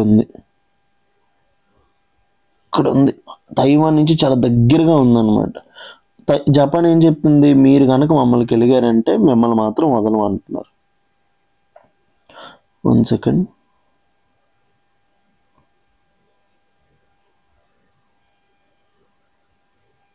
సో అది ఛాన్స్ ఉందన్నమాట. సో ఆ యోనాగుని ఐలాండ్ లోపలికి వచ్చారంటే మిమ్మల్ని వదలమని చెప్తున్నారు అనమాట. Key facts, China's warning to జపాన్కి వెళ్ళింది. China's defence minister stated Japan will face a price చేస్తారు, painful price if it interferes with Taiwan issue. Taiwan అనేది మా ఇంటిగ్రల్ పార్ట్ ఆఫ్ చైనా అని ఎవరు నమ్ముతారు, చైనా నమ్ముతారు. So Japan should keep away. China asserts that Taiwan question is solely a Chinese internal matter. మనం ఎలాగైతే Jammu and Kashmir అనేది India's internal matter అంటున్నామో, తైవాన్ కూడా చైనా ఎట్లా చెప్తుంది, తన యొక్క ఇంటర్నల్ మ్యాటర్. సో దాంట్లోపలికి వెళ్ళగొద్దు. Trigger Japan's missile development. Island పేరేంటి, Yonaguni island. So last year వరకు క్వశ్చన్స్, మ్యాప్ బైండింగ్ క్వశ్చన్స్ అన్ని కూడా వెస్టర్న్ సైడ్ వచ్చాయి, యూరోప్ ఆ ఏరియాస్ లోపల వచ్చాయి. ఇప్పుడు క్వశ్చన్స్ అనేవి మారిపోతాయి, పక్కాగా సౌత్ చైనా సీ కానీ ఈస్ట్ చైనా సీ లోపల రావచ్చు. సో యోనాగుని ఐలాండ్ ఎక్కడ ఉంది, East China Sea South China Sea అంటే మీరు ఈస్ట్ చైనా సీ అని ఆన్సర్ పెట్టాలి. క్వశ్చన్స్ యొక్క డైమెన్షన్ మారిపోతుంది. So Japan reportedly plans to deploy a medium range surface to air missile unit on Yonaguni island, part of Okinawa's chain. Okinawa chain అనేది ఉంటుంది, ఒక island chain, అందులోపల Yonaguni island లోపల పెట్టబోతుంది. Yonaguni island is 100 kilometre from Taiwan east coast. Taiwan east coast నుంచి ఎన్ని కిలోమీటర్లు, 100 కిలోమీటర్ల దూరం. ఒకవేళ ఏమైనా చైనా యాక్టింగ్ చేసింది అనుకోండి, ఇక్కడ నుంచి జపాన్ అటాక్ చేయగలదు. Japan stands. జపాన్స్ పిఎం పేరేంటి, ఆవిడ పేరు Sanae Takaichi. Earlier said Chinese attack on Taiwan could trigger military response from Tokyo. ఒకవేళ చైనా కనుక తైవాన్ మీద ఏమైనా చేస్తే మేము వస్తామని చెప్పింది అనమాట. Japan denied A wall Street Journal report that former US president Donald Trump advised Japan not to provoke China on Taiwan sovereignty. So మన ట్రంప్ ఎవరైతే ఉన్నారో ఏం చెప్పారంటే జపాన్, బాబు మీరు కామ్గా ఉండండి, ఇప్పుడు ఏం కెలకొద్దు, కెలిగితే చైనా అనేది ఇంకా అగ్రెసివ్ అయిపోద్ది, ఇప్పటికీ చాలా వార్స్ జరుగుతున్నాయి వరల్డ్ లోపల, ఇంకా కొత్త వారిని మనం తీసుకోలేము. Japan denied Wall Street Journal report that former US president, ఇప్పుడు మన యుఎస్ ప్రెసిడెంట్ కూడా Donald Trump advise Japan not to provoke China on Taiwan sovereignty. China's acquisitions against Japan ఏంటి, చైనా క్రిటిసైజెస్ జపాన్. చైనా దేన్ని criticise చేస్తుంది, not reflecting on its historical actions in Taiwan. 1895 నుంచి 1945 period వరకు Japan ఏం చేసింది Taiwan మర్చిపోతున్నారు. Entertaining the delusion of military intervention in the Taiwan state. So మెల్లగా మీరు వచ్చేసి దూరపదం అనుకుంటున్నారు, this is not good. China statement on military capability. China said the People's Liberation Army. Chinese ఆర్మీని ఏమంటారు, People's Liberation Army has powerful capabilities means to defeat any invading army. So వాళ్ళు చెప్పేశారు అనమాట, వాళ్ళ యొక్క పీపుల్స్ లిబరేషన్ ఆర్మీ, చైనీస్ ఆర్మీని ఏమంటాం మనం, పీపుల్స్ లిబరేషన్ ఆర్మీ ఏదైతే ఉందో it has powerful capabilities and means to defeat any invading enemy. అంటే వాళ్ళ దగ్గర కావాల్సిన వెపన్స్, వాళ్ళ దగ్గర కావాల్సిన టెక్నాలజీ ప్రతిదీ కూడా ఉంది. సో మీరు మమ్మల్ని కెలకొద్దు, తైవాన్ ఏదైతే ఉందో మా యొక్క ఇంటర్నల్ ఇష్యూ. ఎందుకు తైవాన్ అంటే అన్ని కంట్రీస్కి ఇష్టం అంటే అక్కడ semi conductor hub of the world అది. సో అందుకు తైవాన్ని ప్రతి ఒక్కరు కూడా దోచుకోవడానికి చూస్తున్నారు. యోనాగుని ఐలాండ్ ఎక్కడ ఉంది, located on the Taiwan's east coast, Japan. Taiwan state ఎక్కడ ఉంది, చైనాకి తైవాన్కి మధ్య major global maritime choke point. Okinawa islands ఎక్కడ ఉన్నాయి, Japan hosts US military base. అన్ని స్టేట్మెంట్స్ కూడా రైటే. సో ఇలాంటి మ్యాప్ పాయింటింగ్ క్వశ్చన్స్ రావచ్చు, వీటిల్ని మీరు మ్యాప్ లోపల ఒకసారి చూసుకోండి. యోనాగుని ఐలాండ్ ఎక్కడ ఉంది, located close to Taiwan's east coast, 100 కిలోమీటర్లు. ఇప్పుడే చదివాం కదా, సర్ఫేస్ టు ఎయిర్ మిసైల్ పెట్టబోతున్నాం. నెక్స్ట్ తైవాన్ ట్రైట్ ఎక్కడ ఉంది, major global maritime choke point, చైనాకి తైవాన్కి మధ్య ఉంది. అండ్ లాస్ట్ ఒకినావా ఐలాండ్స్ ఎక్కడ ఉన్నాయి, జపాన్. అక్కడ ఏమున్నాయి, యుఎస్ యొక్క మిలిటరీ బేస్ ఉంది అక్కడ. And last article for this today, ఇవాళ యొక్క అనాలిసిస్ లోపల లాస్ట్ ఆర్టికల్ ఏంటి, 1 second. China's rare earth dominance give it crucial leverage over US in trade war. China దగ్గర ఏమన్నాయి, 60% ఆఫ్ రేర్ ఎర్త్ ఎలిమెంట్స్ ఉన్నాయి, 60% of rare earth elements. ఈ rare earth elements యొక్క benefit ఏంటి, ఇప్పుడు రెన్యూబుల్ ఎనర్జీ కానీ, defence technology కానీ, ఎందులోపలైనా సరే ఈ రేర్ ఎర్త్ ఎలిమెంట్స్ అనేవి చాలా అంటే చాలా ఇంపార్టెంట్. ఇందులో ఏంటంటే 15 lanthanides plus scandium plus yttrium. ఎన్నుంటే 15 lanthanides plus scandium plus yttrium. వీటిని ఏమంటాం మనం, రేర్ ఎర్త్స్ అంటాం అనమాట. ఈ రేర్ ఎర్త్స్ ఎలిమెంట్స్ యొక్క రిసోర్సెస్ అనేవి మ్యాక్సిమం రిసోర్సెస్ ఎక్కడ ఉన్నాయి, 60% రిసోర్సెస్ చైనా లోపల ఉన్నాయి. అండ్ దాని యొక్క ఏదైతే ఉందో వాటిని వరల్డ్ మొత్తానికి సప్లై చేయడం లోపల ఎవరు లీడర్, చైనా లీడర్ అనమాట. సో అలాంటప్పుడు ఈ ట్రేడ్ వార్స్ అన్నిటి లోపల కూడా యూఎస్ని ఎవరు కొట్టిపోతున్నారు, చైనా అనేది కొట్టిపోతుంది. అదే చెప్తున్నారు చూడండి, China's dominance in rare earths. China has decades long grip over rare earths industry from natural reserves. ఎంత రిజర్వ్స్ ఉన్నాయి, 60%. మైనింగ్, వాటిని మైన్ చేయడం లోపల ప్రాసెసింగ్ చేయడం లోపల, రిఫైనింగ్ చేయడం లోపల. ఎందుకంటే రేర్ ఎర్త్స్ ఆ పదంలోనే ఉన్నాయి. అవి ఎర్త్ లోపల ఉంటాయి బట్ రేర్గా ఉంటాయి అనమాట, ఓవర్ ఫామ్లో ఉండవు. సో దానివల్ల ఏంటంటే కమర్షియల్లీ నాట్ వైబుల్ వాటిని మైన్ చేయడం. అందుకే ఆ టెక్నాలజీ అంతా ఎవరి దగ్గర ఉంది? చైనా దగ్గర రిజర్వ్స్ ఉన్నాయి, 60% రిజర్వ్స్ ఉన్నాయి, మైనింగ్ చేసే క్యాపబిలిటీ ఉంది, ప్రాసెసింగ్ క్యాపబిలిటీ ఉంది, రిఫైనింగ్ క్యాపబిలిటీ ఉంది అనమాట. Controls most global rare earth mining around 2/3. చెప్పా కదా, మొత్తం ఇప్పటికి 60% రిసోర్సెస్ వాళ్ళ దగ్గర ఉన్నాయి.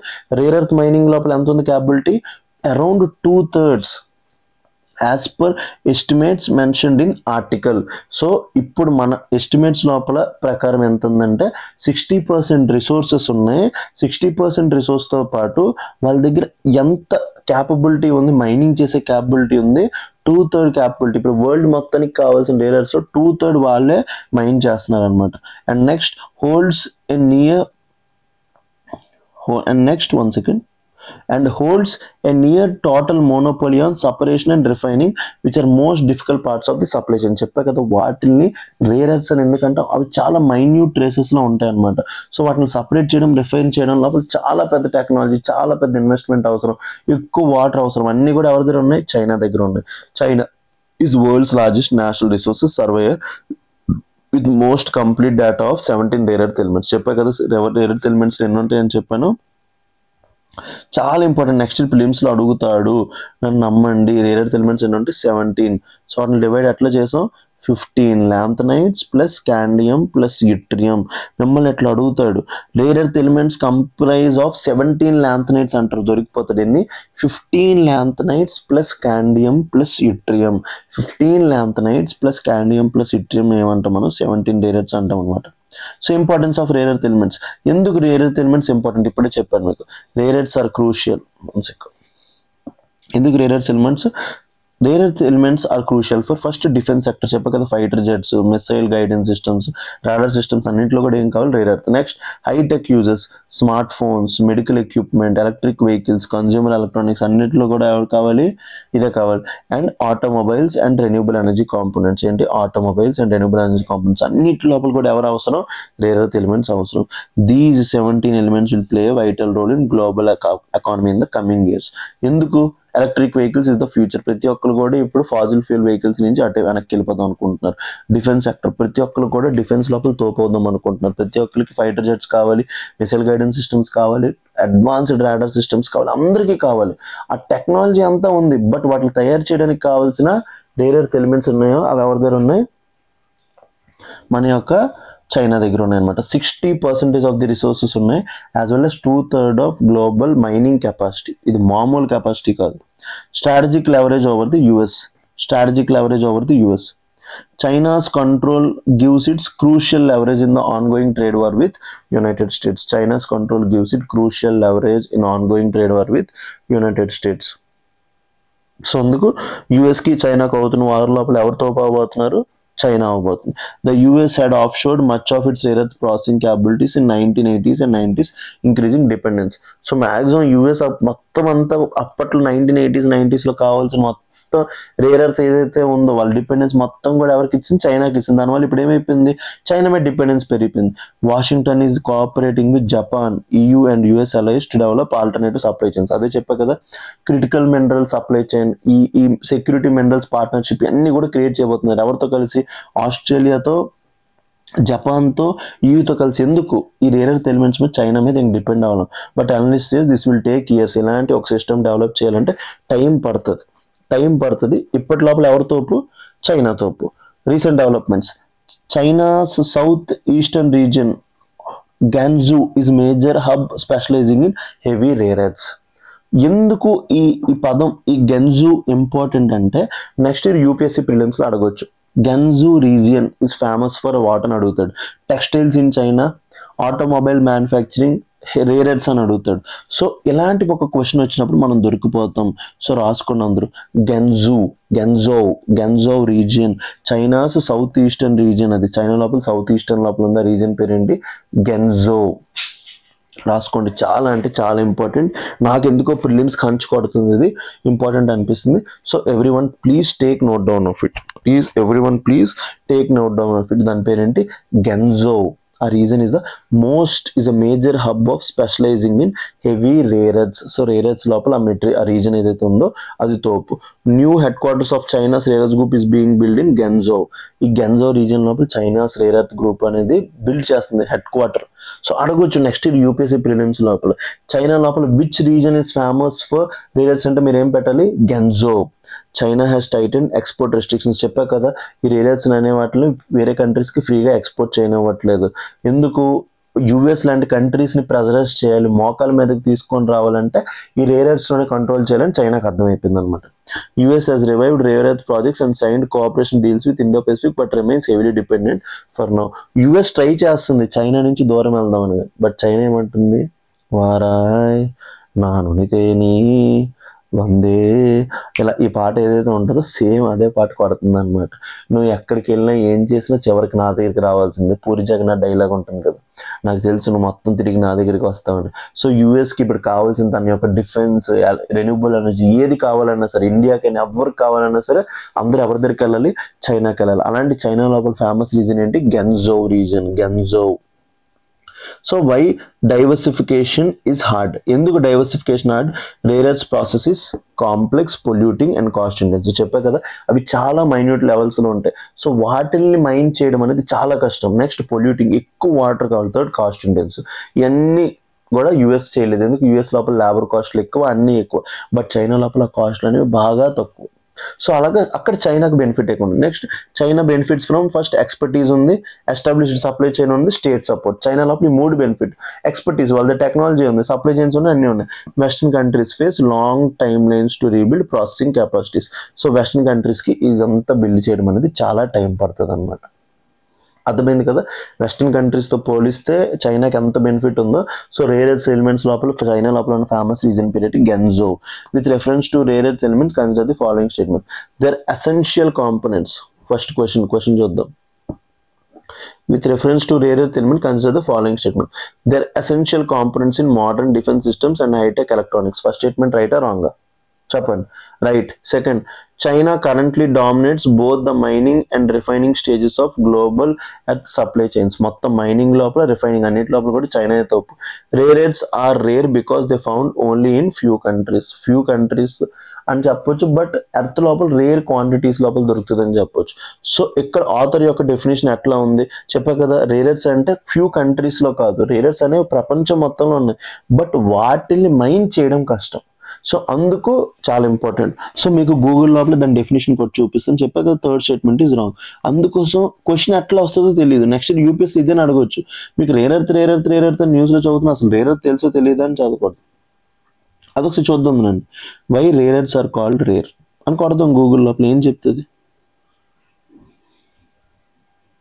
Why rare earths called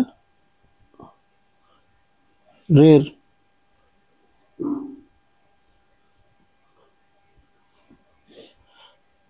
Rare earths are called rare not because they are scarce in earth's crust, but because they are difficult and expensive to extract economically. అవి ఉండే quantity బాగా తక్కువ. ఒక 10 grams తవ్వడానికి మనం ఒక చాలా ఎక్కువ డబ్బులు ఖర్చు పెట్టాలన్నమాట. As they spread out in low concentration and do not form pure deposits. దీనివల్ల వాటిని ఏమంటాం మనం, రేర్ ఎర్త్స్ అంటాం అనమాట. అర్థమైందా? సో క్వశ్చన్స్ ఎట్లా రావచ్చు, రేర్ ఎర్త్స్ ఎందుకంటారంటే అవి ఓన్లీ ఫ్యూ కంట్రీస్లో ఉన్నాయంటే మనకు ఆ నిమిషంగా స్టేట్మెంట్ రైట్ అనిపిస్తుంది, but that is not the right statement. So the answer to this question is a, only 1 and 2. So చూసారు కదా, ఇవాళ 7 ఆర్టికల్స్ ఏవైతే ఉన్నాయో ప్రతిదీ కూడా కాంప్రిహెన్సివ్గా డిస్కస్ చేసాం. సో ప్రతిదీ కూడా కాంప్రిహెన్సివ్ డిస్కస్ చేసాం. చాలా అంటే చాలా ఇంపార్టెంట్. రేర్ ఎర్త్స్కి ఫేమస్ రీజన్ ఏంటి, గెన్జో. వాటి రేర్ ఎర్త్స్ అని ఎందుకు అంటారు, అవి లో కాన్సన్ట్రేషన్లో దొరుకుతాయి, ఓన్లీ ఫ్యూ కంట్రీస్లో దొరుకుతాయి అని కాదు. సో ఒక్కసారి రివిజన్ చేసేద్దాం. India struggle to clear its air చెప్పా కదా, ఇంటలెక్చువల్ ప్రాబ్లమ్ ఉంది, ఇంటలెక్చువల్ ట్రాప్. సెకండ్ ఏంటి, గవర్నెన్స్ ట్రాప్. ఈ రెండు కూడా సాల్వ్ చేసుకోవాలి. Modern and future ready labour ecosystems. మన 4 లేబర్ కోడ్స్ ఇంప్లిమెంటేషన్ అయిపోయి, labour code on wages, industrial relations, social security, health, ఇవన్నీ కూడా చాలా హెల్ప్ చేయబోతున్నాయి, అన్ని విధాలుగా రిఫార్మ్స్ తేబోతున్నాయి. కంటెంట్, ఇంటర్నెట్ లోపల కంటెంట్ని రెగ్యులేట్ చేయడానికి సుప్రీంకోర్టు ఇన్ఫర్మేషన్ బ్రాడ్కాస్టింగ్ అథారిటీకి ఏమడిగింది, మీరు రెగ్యులేట్ చేయండి, ఆధార్ బేస్డ్ రెగ్యులేషన్ పెట్టడానికి ట్రై చేయండి అని చెప్పింది. IMF అనేది మన ఇండియన్ నేషనల్ అకౌంట్స్ ఏదైతే ఉందో C గ్రేడ్ ఇచ్చింది. ఎందుకు C గ్రేడ్ ఇచ్చింది? మన యొక్క ఏవైతే మెథడాలజీ ఉందో బాగా వీక్ అయిపోయి ఉంది. నెక్స్ట్ బేసిక్ ఎప్పుడో 5 సంవత్సరాలది వాడుతున్నాం. థర్డ్, మన ఏదైతే డేటా ఉందో కరెక్ట్గా లేదు. Fourth, India and Indonesia make progress in BrahMos. BrahMos అనేది ఏంటి? World's fastest super sonic missile. ఎవరెవరు కలిపి తయారు చేస్తారు? ఇండియా అండ్ రష్యా కలిపి తయారు చేసాం కాబట్టి ఇండియా ఇండోనేషియా మినిస్ట్రీస్ అనేవి ఈ డీల్ని సైన్ చేయబోతున్నాయి. Japan will play a painful prize. ఎందుకు? ఆ ఏదైతే యోంగాన్ రీజియన్ ఏదైతే ఉందో ఆ ఐలాండ్ లోపల వీళ్ళు ఏదైతే చేస్తున్నారో, జపాన్ యొక్క ప్రొయాక్టివ్ స్టేట్మెంట్స్ ఏవైతే ఉన్నాయో, తైవాన్ని సపోర్ట్ చేస్తాం, చైనా ఒకరికి వెళితే, ఇలాంటి స్టేట్మెంట్స్ అనేవి చైనా అనేది అసలు తీసుకోలేకపోతుంది. మా ఇంటిగ్రల్ పార్ట్ అని చెప్తుంది. మీరు ఇలా చేయడం అనేది యాంగుంగ్ ఐలాండ్స్ లోపల మీరు చేస్తుంది ఏదైతే ఉందో కరెక్ట్ కాదని చెప్తుంది. And China's rare earth dominance. So rare earth లోపల ఎవరితో ఓపెన్ చెప్పాను? చైనా. జోంగు రీజియన్. ఎందుకు? 60% of the world's rare earths అక్కడే ఉన్నాయి. And 2/3 of the refining and mining capabilities వాళ్ళ దగ్గర ఉన్నాయి. చైనా, US ఇలాంటి కంట్రీస్ ఎక్కడి నుంచి డామినేట్ అవుదామన్నా సరే అవ్వట్లేదు. దేనివల్ల? మొత్తం అందరికీ దాని మీద డిపెండెన్సీ పెరిగిపోయింది. ఇప్పుడు మన అందరికీ కూడా చైనా మీద డిపెండెంట్ అయిపోయింది. మనం అనుకుంటున్నాం చైనా వద్దు, చైనా లోపల ఈ వైరస్లు ఉంటాయి, చైనా మంచోడు కాదు, ఇది అది అన్నీ అనుకుంటున్నాం. బట్ ప్రాబ్లం ఏంటి? మనం వెళ్ళి వాటి మీద డిపెండ్ అవ్వాలి. ఎగ్జాంపుల్ ఏంటంటే, ఒక తాగుబోతు మందు మానేద్దాం అనుకుంటున్నాడు. తెలుసు తాగుబోతుకి మందు తాగితే లివర్ పోద్ది, తాగుపోతే హెల్త్ పాడైపోద్ది, ఫ్యామిలీ పోతుంది, అన్నీ పోతాయి. బట్ రాత్రికి తాగుబోతు వైన్ షాప్కి వెళ్తాడా లేదా? దేనివల్ల? వాడికి ఏమైపోయింది? అదొక వ్యసనం అయిపోయింది. ఇప్పుడు చైనా కూడా అంతే. చైనా చేస్తున్న ప్రాక్టీసెస్ ఎవరికి నచ్చట్లేదు, చైనా చేస్తుంది ఏది నచ్చట్లేదు. బట్ చైనా మీద మనం at the end of the day dependent. ఇప్పుడు మనం ఒక ఎలక్ట్రిక్ వెహికల్ తయారు చేద్దామన్నా, ఒక హైడ్రోజన్ సంబంధించి ఏం చేద్దామన్నా, సోలార్ పార్క్ కడదామన్నా సరే, ఎక్కడి నుంచి ఏది చేద్దామన్నా సరే మనకి ఎవరి యొక్క సపోర్ట్ కావాలి? చైనా యొక్క సపోర్ట్ అనేది మనకి చాలా అంటే చాలా ఇంపార్టెంట్. సో చైనా మీద అంత డిపెండెంట్ పెరిగిపోయింది కాబట్టి ఎవరెవరైతే PSIR ఆప్షన్ స్టూడెంట్స్ ఉన్నారో ఇంటర్నేషనల్ రిలేషన్స్ లోపల ఆ క్వశ్చన్స్ వస్తూ ఉంటాయి. ఇప్పుడు జపాన్ సనే తకైచి వచ్చిన తర్వాత ఇంకా ఏవైతే ఉన్నాయో పెరిగిపోతున్నాయి కాబట్టి మనం ఈ రిలేషన్షిప్స్ మీద, ఈ క్వశ్చన్స్ పర్స్పెక్టివ్ మీద మన యొక్క అనాలిసిస్ పార్ట్ని ఇంకా బాగా డెవలప్ చేసుకోవాలి. సో సారీ, సో నేను లైవ్లో ఆలేకపోయినా ఇవాళ చిన్న హాలిడే పెట్టాల్సి వచ్చింది పర్సనల్ వర్క్ మీద. సో రేపటి నుంచి మళ్ళీ మన లైవ్ వర్షన్ లోపలికి వచ్చేస్తాం. Thank you very much. మీరు చేస్తున్న సపోర్ట్ ఎంత అంత కాదు. So the love you are showing. చాలా మంది స్టూడెంట్స్ ఇన్స్టిట్యూట్కి వచ్చేసి మనీ సార్ ఇన్వాలిసిస్ చూస్తున్నాం ఇది అది అంటుంటే, మీరు ఎవరో తెలియకపోయినా సరే నాకు సడన్గా మీరు అట్లా గ్రీట్ చేసినప్పుడు చాలా హ్యాపీ అనిపిస్తుంది. ఎవ్రీడే 6కి లేచి మా కంటెంట్ టీం నాకన్నా ముందుకు లేచి వాళ్ళు ఎఫర్ట్ పెట్టి ఎంత చేస్తుంది మీకోసమే కదా. మీ అందరికీ చాలా యూజ్ అవుతుంది. Like you all guys are seeing like a boy next door. నన్ను అట్లా చూస్తున్నారు, మీ యొక్క ఫ్రెండ్లా చూస్తున్నారు. I'm feeling very happy, very humbled for this. Thank you very much for giving me this opportunity. మీ యొక్క ప్రిపరేషన్లో నాకు ఒక రోల్ ఇస్తున్నందుకు, నాకు ఒక ఇంపార్టెంట్ రోల్ ఇస్తున్నందుకు I'm forever grateful. Thank you very much. We'll meet tomorrow.